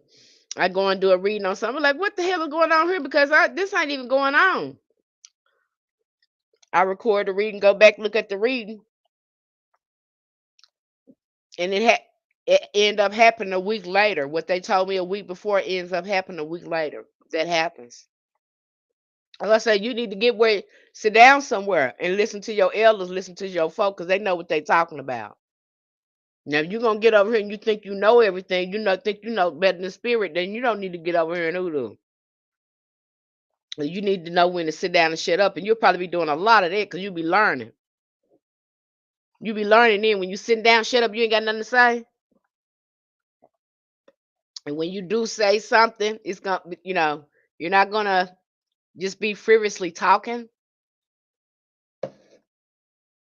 That's how it is over here. There's a lot of discipline going on over here. And that's how you build up your ashe. That's how you build up your power. So when you do open up your mouth, stuff is moving. Okay, because we've learned how to shut up our mouth. We learned to wait on our ancestors. We don't do anything without them. We learned to listen to our elders. We did a divination. We know our work on work because we sat there and we sat down with our ancestors and we did a reading. And our ancestors said, "Yeah, go ahead and do it. We support you." The ancestors probably told you, "We don't want you to use no cinnamon. We want you to use cloves and we want you to use allspice and some five-finger grass or something." They may probably told you they want you to do something different. You'll know. Okay, because every time, I've seen someone follow their ancestors in doing any type of hoodoo, it usually don't look like nobody else's. So don't expect it to look like somebody else's. They'll probably have you doing something totally different. It doesn't mean it's not hoodoo. It's just mean that this is the way your ancestors did it. This is how they want you to do it. Okay. Now you can go over here when you're following somebody else's stuff. You're following their magic. There's none of your ashe on it. Ain't none of your folks ashe on that. That's them folks ashe on that. Okay. We want our ashe on it, our intentions on it when we start doing stuff.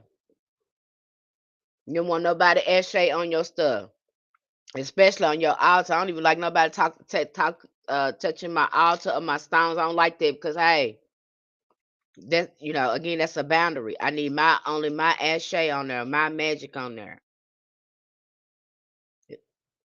Okay, it's got a signature on there. It's got identifier on there. When I put my ashe on there, again, it's got my stamp on it. It's got my ancestor stamp on it. When you start looking at, you wouldn't be so quick to follow everybody's spell by verbatim. Okay, yeah, we share work over there, but what I'm gonna tell you is make it your own. Don't follow that by verbatim. Ask your ancestors, do they want you to follow everything on there? Because they probably want you to do something different. They probably want you to do that, but they don't want you to use everything on there. They probably want to tweak it. I've just never seen where somebody follows somebody's working to a T and their ancestors don't tweak it or give them something else, added on to it or something. I hope that makes sense. Okay. So don't believe the hype I hear Too, when you see these spirituals, I don't know where that come from because they sound like that mega church of prosperity talking. When they talk about every spiritual, see what I don't even know what that is. But what I've seen out here is some of these spiritual, some of these prices that they have here. I know their ancestors ain't told them to do that. I know that ain't it's not that. Okay. You got some out here to talk a very good talk. If they're not able to break down the science behind hoodoo and they're steady talking about just doing these psalms and saying these verses, and they're not talking about ritual, they're not talking about consistency, they're not talking about persistence, they're not talking about uh you growing internally and doing the transformation work, then they're not giving you the core of it. And now you ain't gonna like everything about hoodoo. That's just magic. We have to put in work. You have a lot of us that are spiritualists. We have rituals we have to keep. We got to keep these rituals again to stay in alignment. We have to work consistently with our ancestors to stay in alignment. Okay, I don't miss a week, or maybe every other day I'm working on that ancestors altar. I'm doing something with I'm working with my ancestors. I'm pouring libations. I'm praying. I'm reading psalms. I'm doing something again. Consistent ritual. That again, alignment must be maintained. Okay, doing an evaluation and assessment on our mind, what we're thinking, what we're speaking, making sure we're in alignment because it's easy to get yourself crossed up in this physical reality.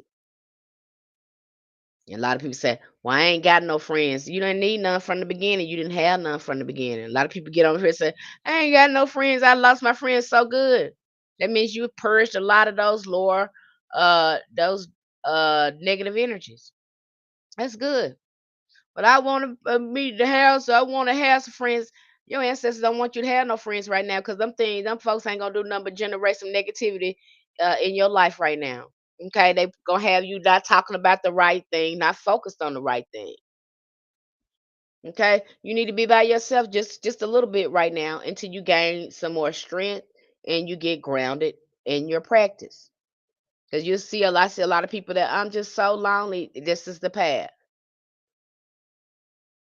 Okay, and really that being alone helps you generate your energy, call some of your energy back, and start restoring yourself to balance. You need to be alone with your thoughts. You don't need it. A lot of people don't want to hear that. We've been told we got to be social with people and all that. In fact, the more spiritual you become, and the more you get grounded in your practice, the more you don't have anything in common with other people anymore. You're not gonna even feel like you from Earth. To tell the truth about it, tell the truth about it, you ain't gonna even feel like you from Earth. The more spiritual you become, and people make it seem like it's lights and rainbows and it's light and love over here. Hell no, it's not all that because you get a chance to really see. And once you wake up, you can't go back to sleep. You can see stuff other people don't see. So it ain't all light and love all the time. Sometimes you see some things you do not want to see. Okay. You have some days where like, damn, I wanted this, but do I really want this? Yeah. This is what it is now. You say you want to see, you see. So I don't really believe all that hype with that love and light stuff some of these people uh be pushing because this ain't that. Okay, you bypassing. You doing a spiritual bypass that you supposed to sit in whatever you feeling. Nobody told you had to react to it, but you need to gauge and see what those feelings trying to tell you because they trying to tell you something. So don't sit there and act like it's love and light all the time. Hoodoo ain't that. Okay, you got a lot of people doing a lot of spiritual bypass coming in here and not doing the work. We don't do that here. Okay. Any questions for me when it comes to hoodoo or anything about the services? I talked about when I talked about the natal chart, how you can gain a lot from that. Any questions for me? I know it's getting late over there with you guys. Any questions?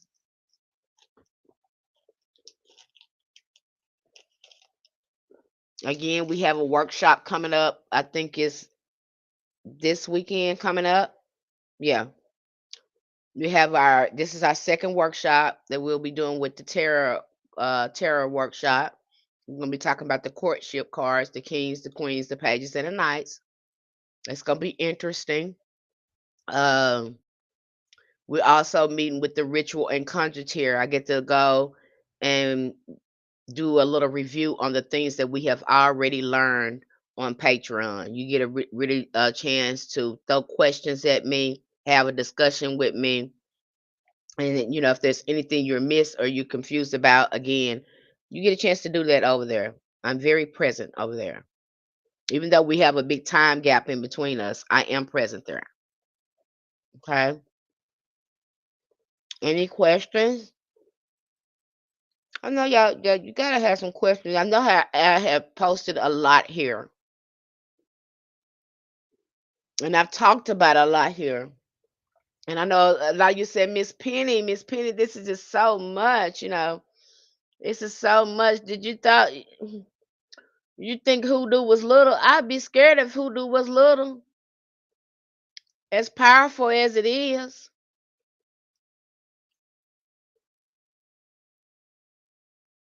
Thank you, Amber, Sun Goddess.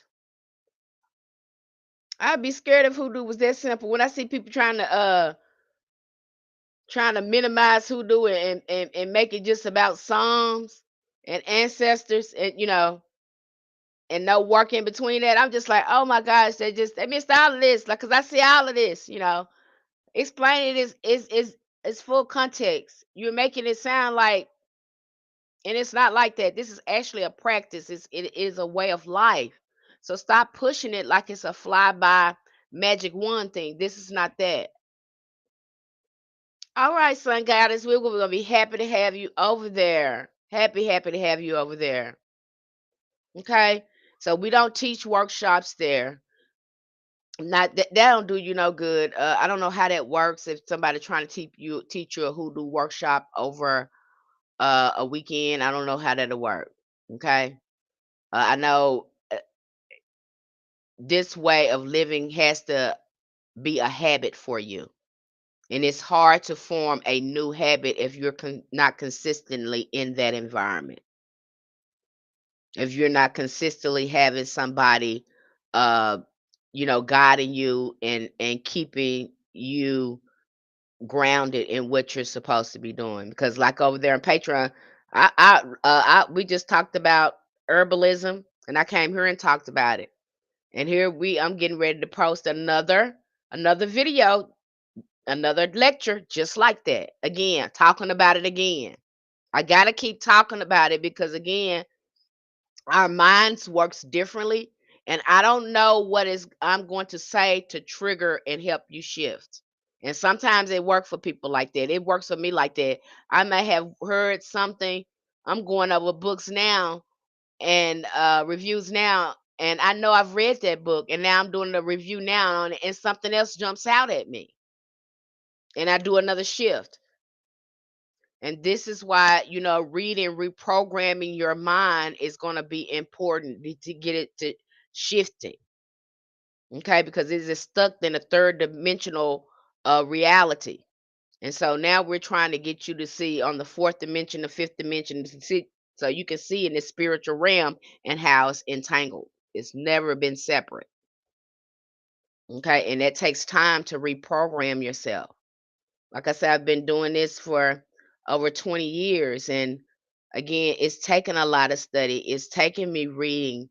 It's taking me sitting down, slowing down, and being conscious about how I want to think and how I want to feel. I don't just let feelings just take my emotions, just let it go into more of like, okay, I'm gonna feel this and I'm gonna let it go. I'm not gonna stew in this because I don't need my vibration to drop. but I am going to acknowledge this feeling. Okay, I'm having this thought. I don't need to keep having this thought. I need to find something else to do. I need to feed my mind something else because I've been focused on this negative thought too long. Knowing how to take care of yourself, knowing how to again parent yourself, because basically you're learning how to parent yourself, because a lot of us, we don't know how to parent ourselves. Um our wounded inner child is just running rapid in our life. We throwing tantrums, we doing throwing hicks because we mad and all of that kind of stuff. There is no divine parent, there is no higher power, there is no higher self in charge there. There should be some divine parenting going on there. That's when we go into the higher self. They should be saying, okay, we don't need this right now. I know back then you would do this, but we're not going to handle that right now. There needs to be the God needs to come in there. Good orderly direction. That mind needs to be working like that. What was the saying? They had to help people make better choices. What would Jesus do? What would your higher self do? Okay. Really start asking, asking yourself that. And it takes time. Is it hard? Yes, it's hard. Yes, I'm not gonna say it's easy. It is hard. Okay, because some of the habits we have, they are ingrained in us. Will we make progress in, unpeeling a lot of it? Yes, we will. Will you be perfect? Absolutely not. But you will definitely make progress and you will definitely look better. What are the 5 books for a beginner for hoodoo and just learning the history? Uh, I could go, I've read so many books.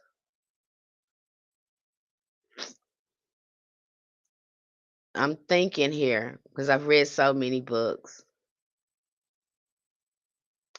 Another book that I recommend that we're reading over there is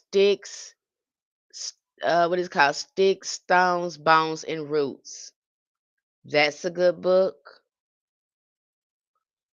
Uh, Her name is Angela something, but the book is called Sticks, Stones, Bones, and Roots. That is a good book. Um, it's another book I think that is good. Again, when you get these hoodoo books, and I've read a lot of them, they are not going to have the closed information in there. They're only going to give you, and it should be that way because hoodoo is closed. So I could recommend this book, but it doesn't mean that you're going to get the full scope of hoodoo because you don't have access to the closed information. And over there where I'm at, I give you access to the closed information. Another good book that we went over is Hoodoo Bible Magic. That was a good one. Um what is the another good one? Paper in My Shoe. If you want to, cuz some people they really want to learn how to write a petition. I think Paper in My Shoe is another a good one. So the Hoodoo Bible Magic, Sticks, Stones, Bones, and Root Work. And what was the other one? It was another one by the book by Henry Hyatt, which he recorded a lot of the workings that our ancestors did. But again, when you're reading these books, again, they're not going to have the closed portions of it. You'll only come in contact with that with a practitioner that knows it, that knows that closed information. And when you get on Patreon, I share a lot of that with you because again, the practice is closed and I help it put everything make sense of the books they give you. Like they give you little clues on what should be looked at when you're doing certain things, but they don't give you the full context. Over there on Patreon, I give you full science and complex of why they mentioned that in that book.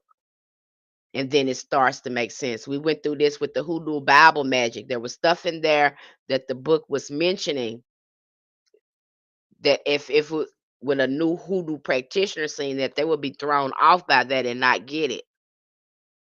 But because I know the how hoodoo works, the science behind it, I'm able to break that all the way down and provide you with the information.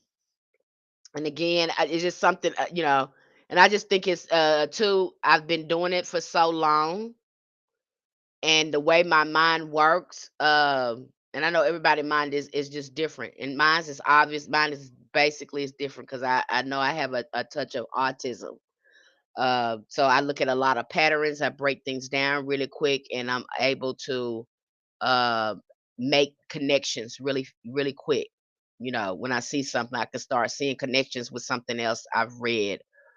So I'm able to really break it down in a size where you can understand.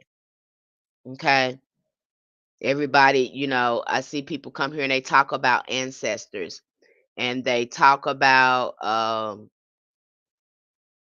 shadow work and they talk about, these different things. But to make it more palatable for you, I break it down so you can understand what's actually in hoodoo. As far as like planetary, you got planetary magic in there, you got angel magic in there, you got Solomonic magic in there. You got Jewish mysticism in hoodoo. You got indigenous spirituality in there as well. That's when it becomes closed because when we start talking about herbalism, animism, again, it becomes closed because that's the knowledge that our ancestors had. Okay, we get to talking about animal curios and things like that. That's when it gets closed, or how we use some of the Solomonic magic when it comes to our workings. Again, that part becomes closed, and a lot of people will get that confused. And when I talk like this, the pale face people, they'll say, "Oh, it's just like it is not." Okay, it's not. Although we have these elements in there, we are not the same. Especially when we go in, and because we're getting deep in it now, we're talking about the Bantu cosmology. We're talking about the Congo cosmology. We're talking about African magic and spirituality, indigenous knowledge. That ain't you, so you can't be over there. We start working with them ancestors look just like us. Them ancestors ain't gonna work with you. Okay? So, it ain't the same. So stop, just because I name these little elements in here and you say, oh, these are the same things I do. It may be the same things, but this ain't that. So don't get it twisted. Please don't come over here. Hoodoo is closed. We don't care about your money. We don't care about how much you got. We don't care. We don't care. We don't care. You can't buy your way over here. Buy your way over there somewhere. Okay? I'm done with that. I need access to the sword of Moses. Are you clicking on the link?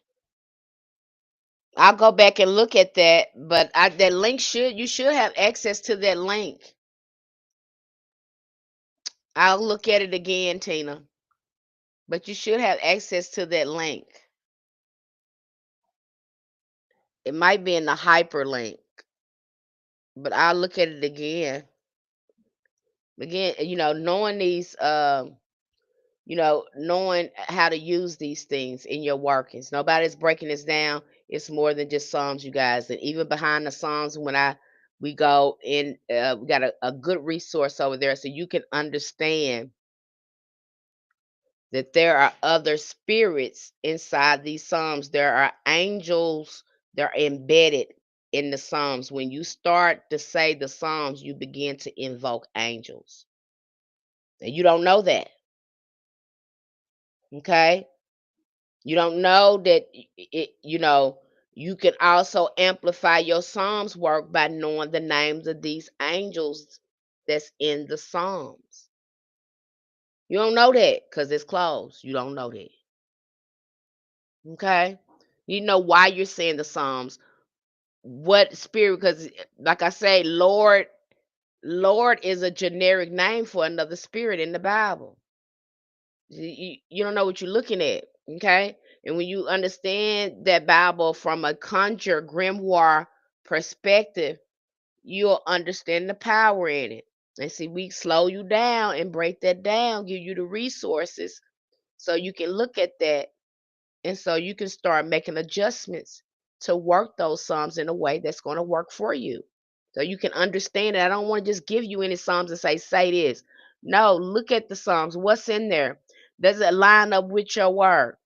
Do we want to be invoking this type of energy that's in the psalms like this? Okay, yes, but I was blocked and had to request access. Hmm. Okay. Mm, I don't know why they would be doing that, but I look at it again because if it's in the group and I already posted an article on it, I don't know why you wouldn't be able to do it, not unless you changed your membership, not unless you lowered your membership or something like that. That's the only way you wouldn't be able to access it. But I'll take a look at it and see. Okay, Tina, I'll take a look and see. But again, we break this all the way down in chewable size. I'm just not gonna mislead you. I'm not gonna give you misinformation. I'm not gonna tell you that you're gonna get over here in hoodoo and everything is just everything is just gonna turn to gold. No. You might have to do some work just like all of us. Okay. We had to look at the deepest part of ourselves and seeing what was blocking us and get crunk on those spiritual baths. I mean, I was on those spiritual baths like it was my life.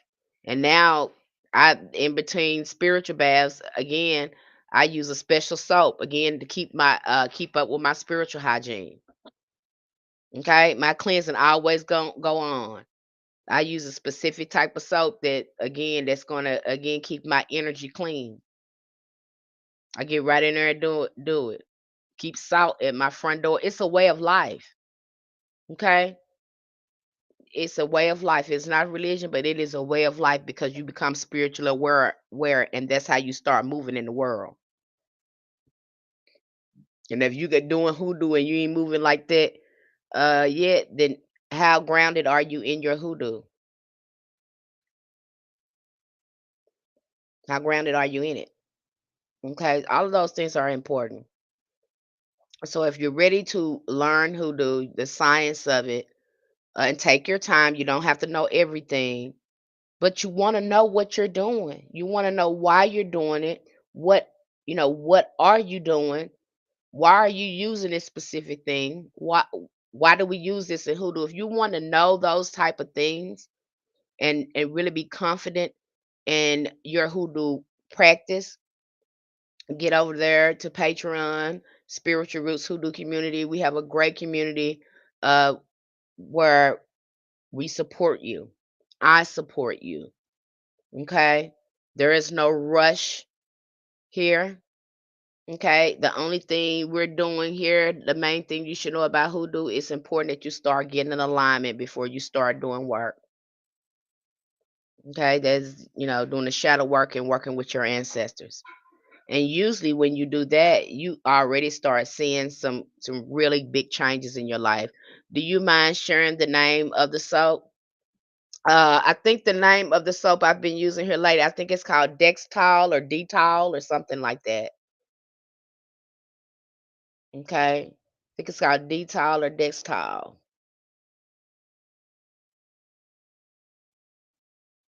I hope that helped.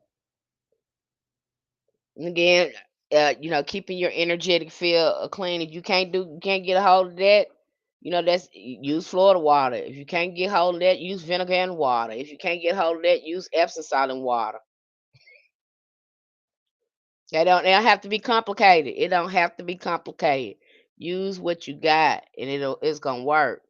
I think my husband has a spiritual spouse. The only thing he is putting energy towards doing is sex. He says he's depressed and need therapy before he goes back to work because he tired.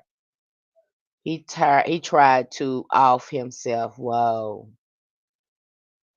I would say some cleansing probably needs to happen there. I would start with a cleansing first before I did anything. And you see these spirits, they take hold of people like that, um, and probably get him in some therapy and start doing some heavy cleansing. in that house, and keep him, you know, I get that vinegar bath popping on him. That's what I would do.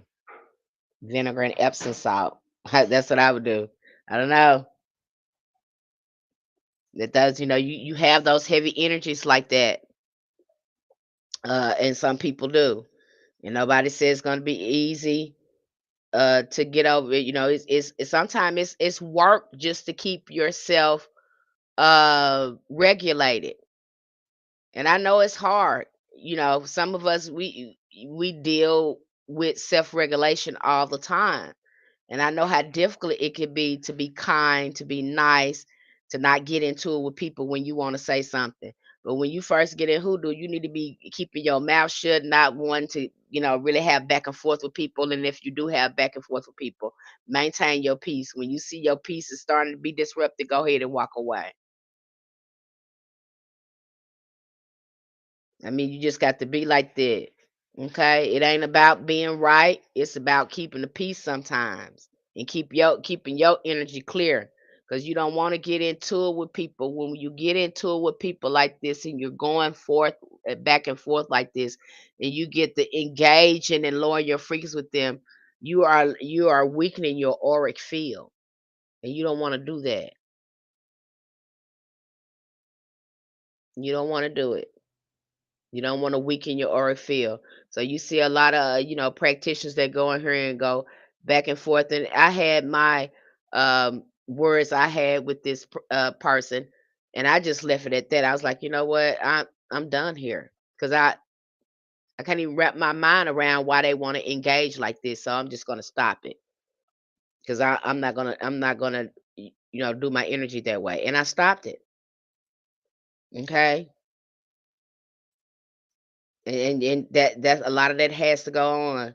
Again, it's just maturity, it's discipline, and again, up your um you're building up your character as well when you do that. Okay. So, try not to get, when you first start, keep your mouth shut, build up your chi.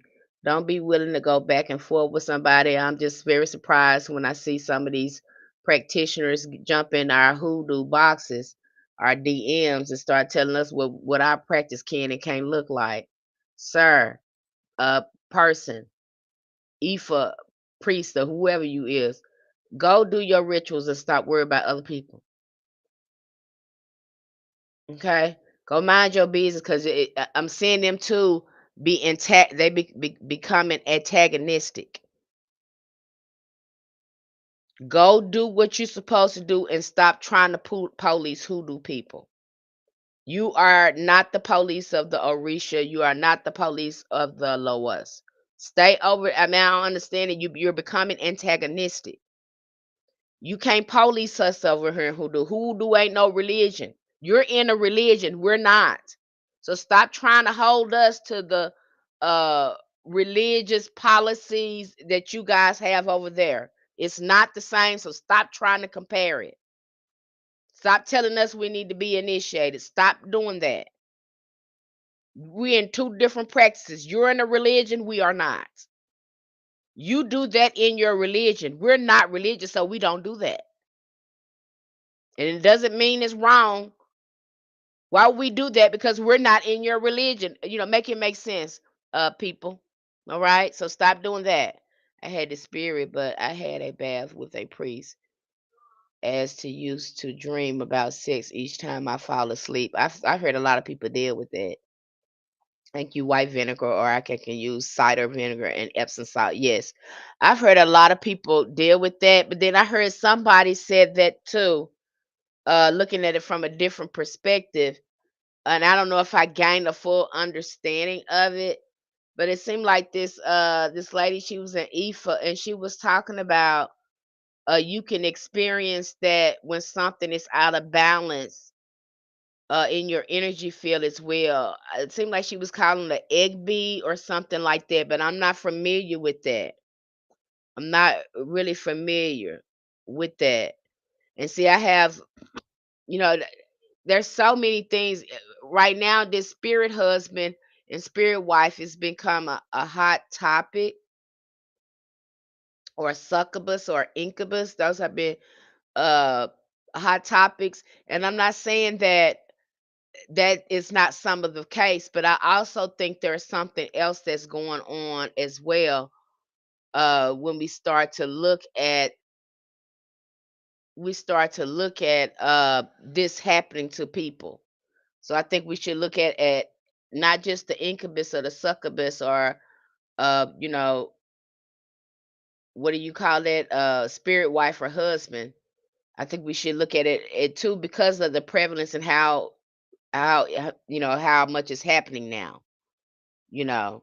But it was very interesting for her to describe it from a African spiritual system perspective. I need to go back and watch that video, but she was talking about why else you can experience that as well. So what's the difference between voodoo and hoodoo? Voodoo is, again, is they got laws in there, and those laws are deities, functions as deities, as spirits. Voodoo is more of a religion. Okay, voodoo is of such a religion. However, when we look at voodoo in the Americas, let's take Haiti out of it. Let's take Africa out of voodoo. Let's just look at voodoo in the Americas. So I have to talk about it like this because voodoo looks different, geographically as well. Because why? It's a lot of it's ancestral. Okay. When you look at voodoo, voodoo seems to have a lot of ancestral elements in it. With hoodoo and voodoo in America, you don't have to be initiated into the voodoo in America. Voodoo has already always been there. In fact, when you go to look at voodoo, different tribes, depending on the area you is, they have their own form of voodoo, and you see that in the Americas. Now, when you work with hoodoo, hoodoo is a spiritual system that use natural elements that could be elemental magic, it could be planetary magic, folk magic,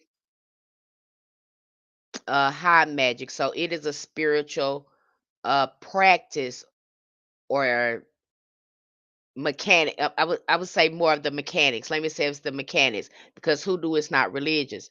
We learn how to use this spiritual science we have put together to work with other spirits as well, because hoodoo is, it starts off with the ancestors, versus um in the low us they got deities in there. In hoodoo we don't have any deities.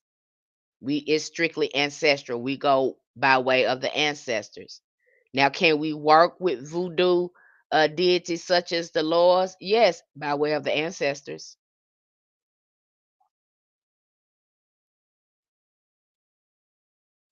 By way of the ancestors. So yes, we can work with them. That's why another reason why hoodoo is closed as well.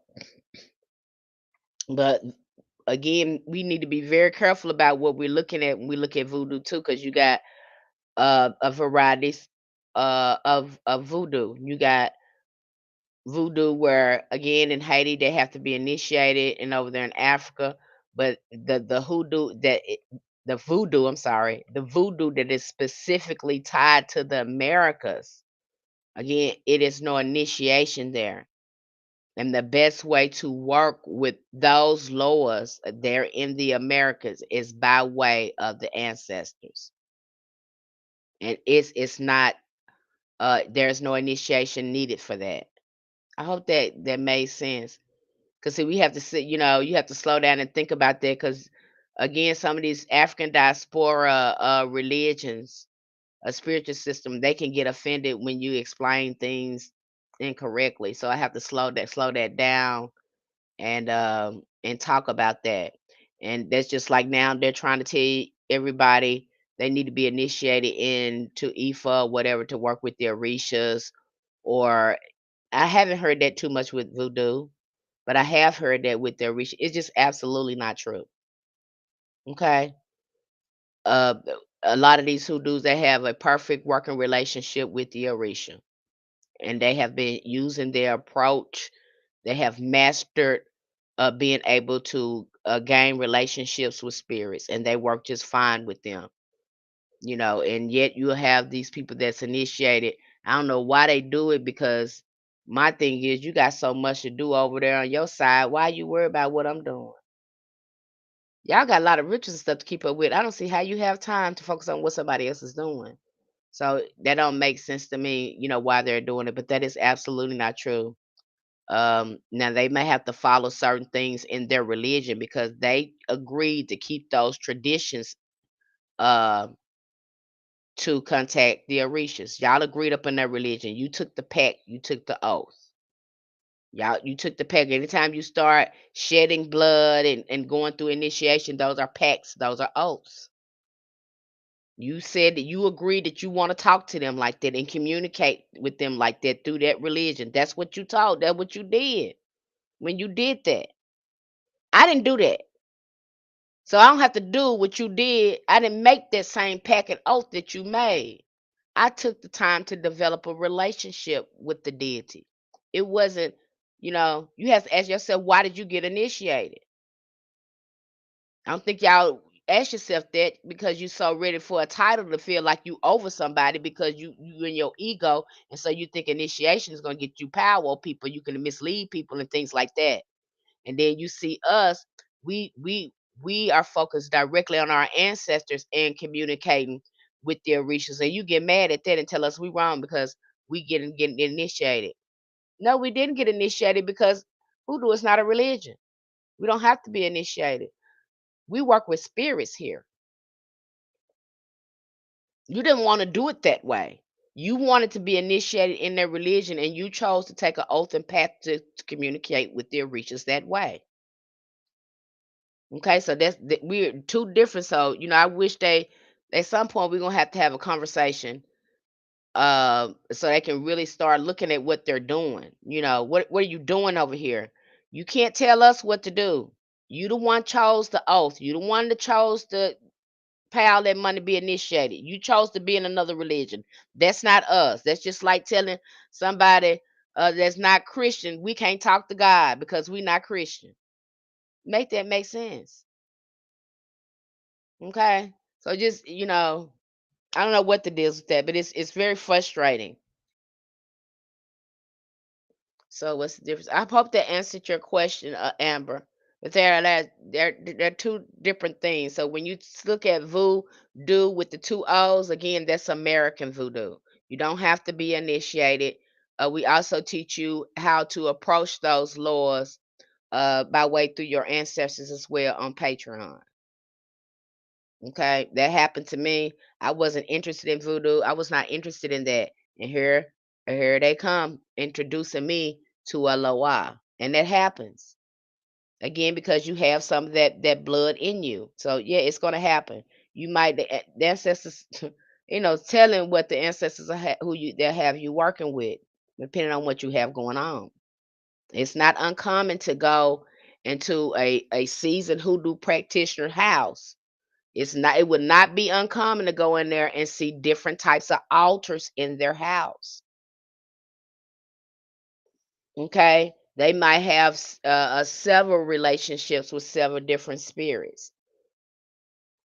Okay, and what hoodoo provided for them was a bridge to work with other spirits, because it's going to prepare you to work with other spirits. Why? Because you're working with your ancestors and you learn the language of spirits. They start setting things up for you. Okay. What want our ancestors tell us if they want us to voodoo? They will. Okay, they'll let you know. For me, I read about a lot of spiritual practices, a lot of religions. I looked into Ifa, and what resonated with me the most, for me, was hoodoo. I like the liberation. I like the freedom in it. Okay.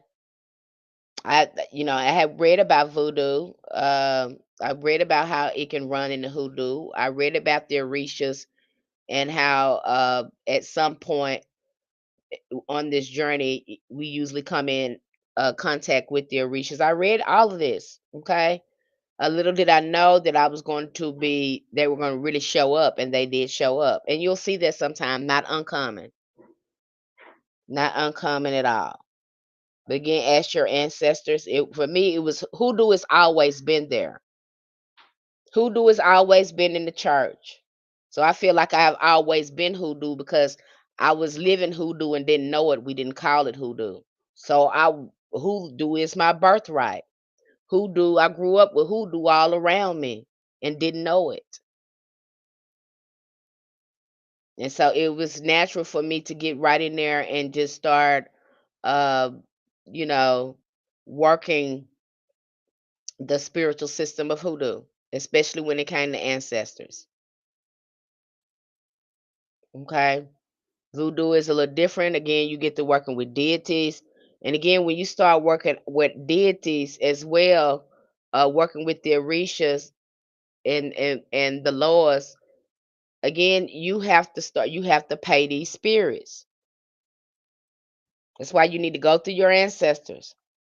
That's just like uh I wouldn't out if somebody was just starting out in hoodoo, I wouldn't recommend that they work with Baron Samedi. I wouldn't recommend that for you. Or Mama Bridget. I wouldn't recommend you work with them. If you new in hoodoo, no. No, I wouldn't recommend it because them high stepping spirits. And when they want you to pay, you gonna pay. You're not gonna renege on them. Okay? Them ain't your they work different from your ancestors. They work totally different from you talking to a deity now that has more power. That requires, probably a more of a hefty payment. You have to pay them. You don't pay them, they can make some stuff messed up for you. Okay? That's just like Baron Samedi. He'll do healing for you, but you have to make a big sacrifice. He might want you to stop doing something. He might say stop drinking coffee. And you love coffee. But he wants you to stop drinking coffee for him to do this work. And you have to keep that.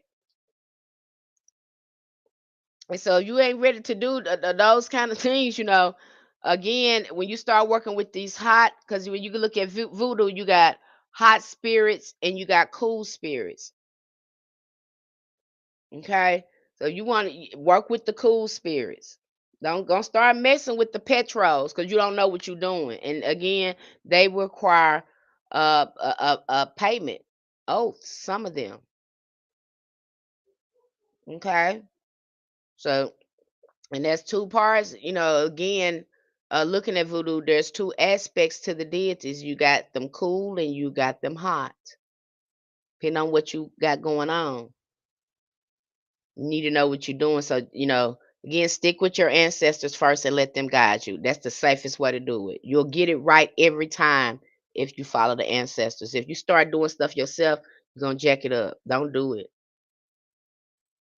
And I've followed my ancestors and not been sure I was doing it right. And they was leading me right perfectly every time. Because I didn't know what I was doing, but they knew what they was doing. And I followed them. And the whole time I'm doing it, I'm like, I'm not sure if I'm doing this right. And they keep saying, you're doing it right. Just keep doing what we tell you to do. You're doing it right. You're not doing anything incorrectly. We're leading you to do this. Okay? So follow your ancestors every time. I get out here and be regular and calling on these other spirits and stuff, and you ain't got yourself right with your ancestors. You don't even know if your ancestors want you talking with those spirits. Okay? Yeah, Queen Dom, just go ahead and do a cleansing. Yeah, I think I answered your question, Royal Goddess. Does anyone else have any questions for me before I close the live? Okay, so if you're interested in learning hoodoo the right way, the scientific way, without all the fluff, the glitter, and all that stuff. You honestly want to learn the practice of your ancestors, and you want this to be a way of life and see improvement and healing in your life, get over there to Patreon. Okay, thank you so much, Money. Who is this? Money, beautiful beauty wellness. Thank you, Money. Thank you. Thank you so much. But if you're ready to go, if you're ready for that, I'm not going to give you the fluff. I'm going to tell you, baby, sweetheart, it's going to take some work. Thank you, sweetheart. Hey, Maya, beauty wellness. I'm going to be honest with you. Okay. I'm going to say, yeah, you're going to have to get some alignment. I had to go through the same thing. I'm not going to tell you nothing that I didn't have to do. Is it rewarding? It's very rewarding after you get in alignment and start doing your shadow work and ancestors work. How does Patreon work? And can I just get up there and watch videos and certain days you're up there? How does Patreon work? Can I just get up there and watch videos? Yeah, the videos are already on Patreon. There's links in the put you on this charger TikTok. There's links already. There's links in there for the books. There's also links at the bottom of the article where you see the whole video and lecture. If you get the ritual or conjure tier, but hopefully you get the ritual tier. You'll see videos, you'll have books, you'll get lectures. Okay. And all of it is going to be on Patreon. Like we're getting ready to do some more videos, like I said, where I meet with the ritual and conjure members and we talk about, their goals and what they're learning there in the group, anything they want to discuss. And then we're doing a workshop that's coming up this weekend where we look at the tarot. Okay, we learn about the tarot and learn divination, how to read for ourselves. That's what we're doing coming up this weekend. Okay. And all the information is there. So you have access to all that if you get the ritual membership. All of it's there. It's a lot of information. You're not gonna miss it. Okay. Then next month we're gonna after I meet with my ritual and conjure members, we'll have a discussion because I don't really like to do things without discussing it with them, seeing if it's gonna be all right with them.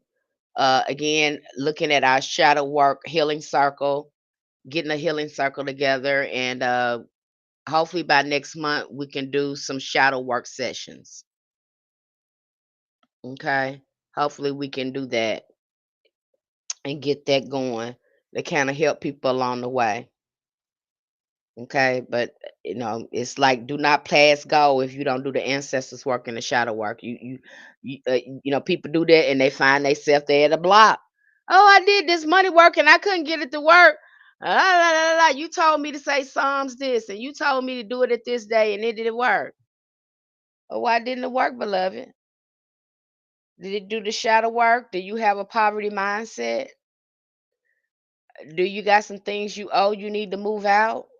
Did you do a blockbuster yet? What is your relationship with money like? Maybe we didn't need to do any money work. Maybe we need to budget. Maybe we got the money, but we spend money frivolously that we don't have to spend because we're not in alignment. Okay, there's some people they be like, I know I got the money, but I just be spending it on all this and all that because they don't have a good relationship with money. Sometimes it don't be the money problem; it be your relationship, your alignment with money. Okay. So if you frivolous spending and you got all this good universe, your ancestors say you got the money, but you don't have any discipline.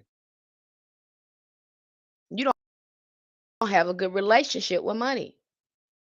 A good your idea of abundance, you only see abundance and prosperity as material gain, and it's not that.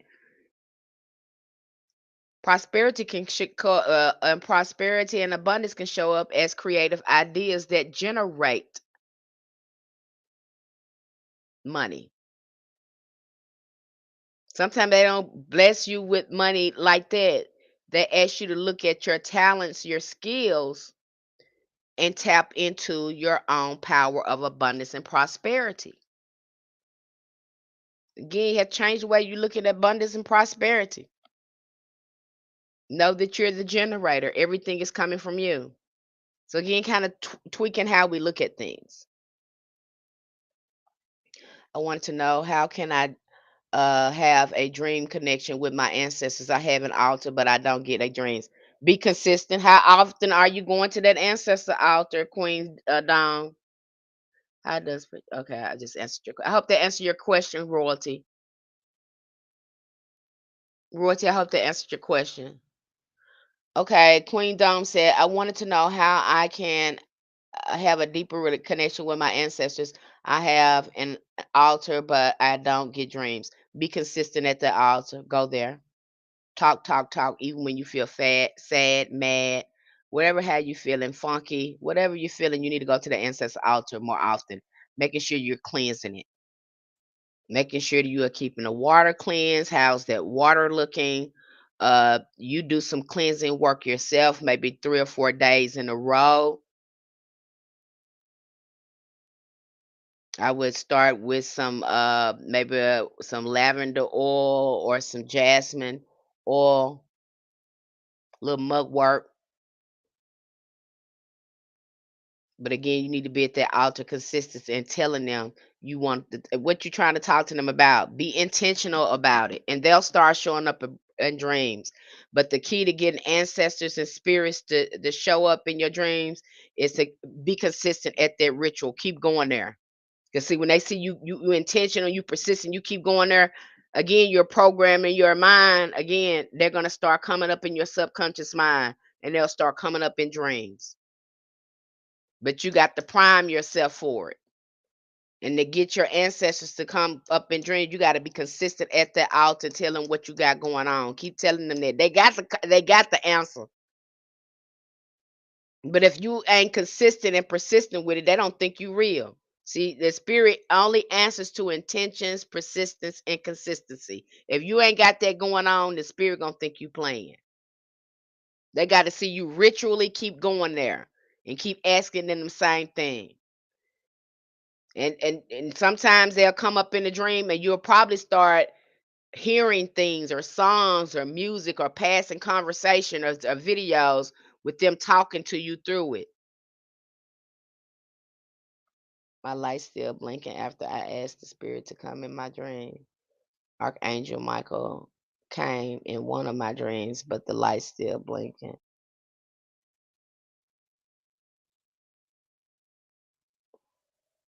I don't know what that could be. I would definitely do a divination on that. And it's funny that you say that, Royal Goddess, because right after you said that the other day, do you know the light in my room started blinking? This light here started blinking. I said, that is so odd. You talked about a blinking light, and then this light started blinking. It's not blinking anymore, but the right after you said that the other day, my light started blinking. I was like, what is that about? But it's not blinking anymore. That's weird that had to happen. Yeah. After she told me that, right after she made that statement, that same not long after she said that, and I got off the live stream, my light in here started blinking. It just stopped blinking the other day. I don't know what I was like. Did she bring some with her? You know, I don't know what it was, but I would definitely do a cleansing and I do a divination, try to see what was going on if I were you. I can tell you, cleanse, especially your altar, making sure that um, you're burning incense that attract your ancestors and that is cleansing the ones away who do not need to be there.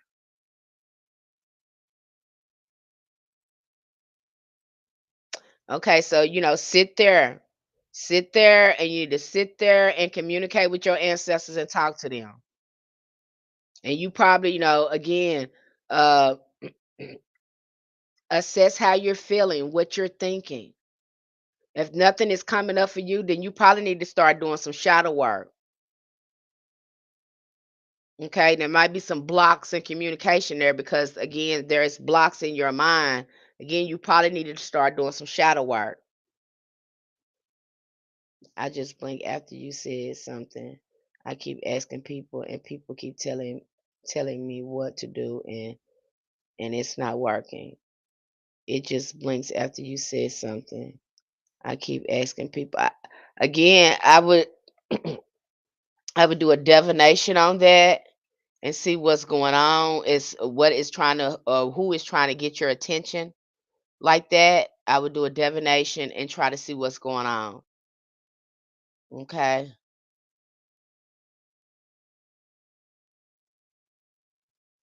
If again I start asking questions then. Right, asking questions, write those questions down. What is it that you want me to know? Are you trying to tell me something? Blink twice for this, blink one for this. You probably want to make it a divination thing. If you feel like it's spiritually, see what they trying to say and start asking yes or no questions.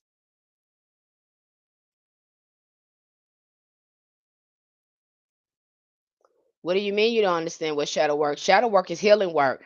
Shadow work means going somewhere, sitting down, trying to understand why you think the way you think, why you feel the way you feel. Why do certain things trigger you?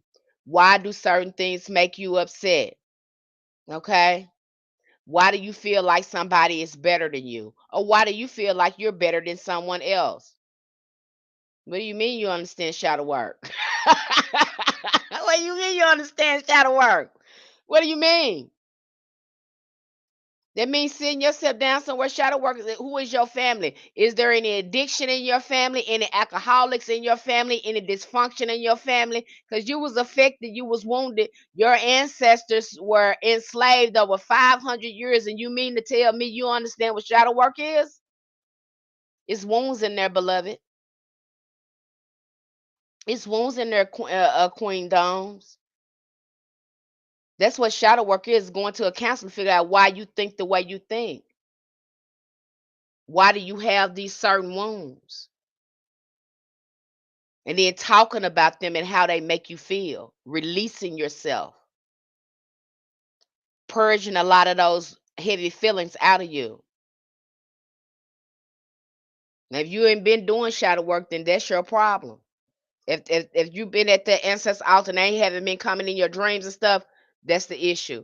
I'm gonna tell you that's one of the issues right there. Get that popping.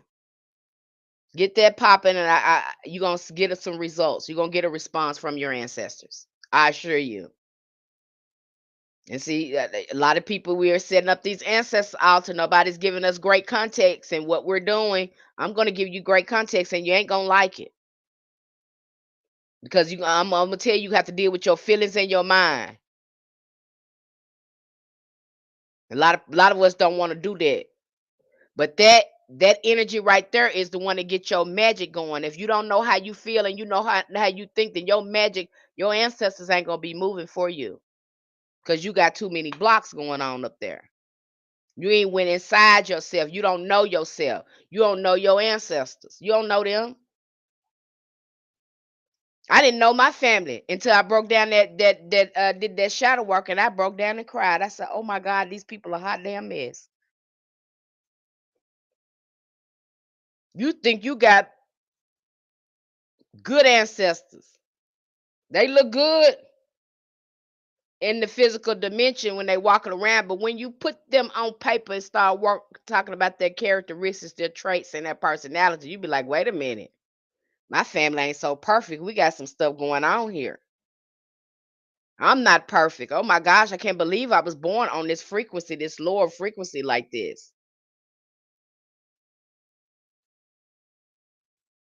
Oh my goodness, my family got wounds in it."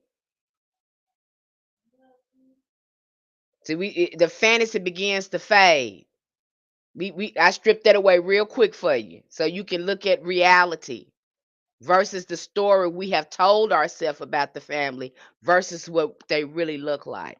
I'm not saying your family is a bad family. That's not what I'm saying. I'm saying Nobody comes to this earth plane unscathed. You don't get out unscathed. You're gonna heal from something. I don't know a person that come to earth that don't have to heal from nothing. We already know this a ghetto place, so you already know what it is. And if you only playing with yourself, if you saying I don't have to do any shadow work, my family, you playing with yourself. You're not playing with me, and you ain't gonna get far with that type of thinking. The spirit is not gonna mess with you because you know everything. You perfect. You don't need spirit help. Okay. So you if you got that kind of thinking and you come in this spiritual realm and thinking I'm most powerful this and I can do this and I can do that, then you are sadly mistaken. You need to sit yourself down somewhere because you don't know nothing. We don't know nothing. We don't. We really don't. We're children when it comes to working with the ancestors. You are only a child. Okay, and think of yourself like that when you're working with these spirits because you don't know nothing. You don't know more than nothing. You are learning. You'll be forever a student here. Okay. I see some people, I have people getting offended with me when I bring this up in readings and stuff like that. They get offended, but it don't, it don't bother me because ancestors say, okay, I see they got a little problem here, ego problem going here. Ancestors say, well, you ask them this question here, and I ask them a couple questions, and you start seeing those defenses drop real quick, like they ain't got the, I ain't got to point the finger at you. I'm going to be asking you questions that's going to be making you look at yourself. You're going to be removing your own blocks. You're going to see it for your own self. And I've had people come to me like that. They think, you know, I think some of us get into spirituality. We think we become superwoman or superman. No, no, no, no, no. You are becoming, but you are not that yet. You have a little ways to go. All of us do. Okay.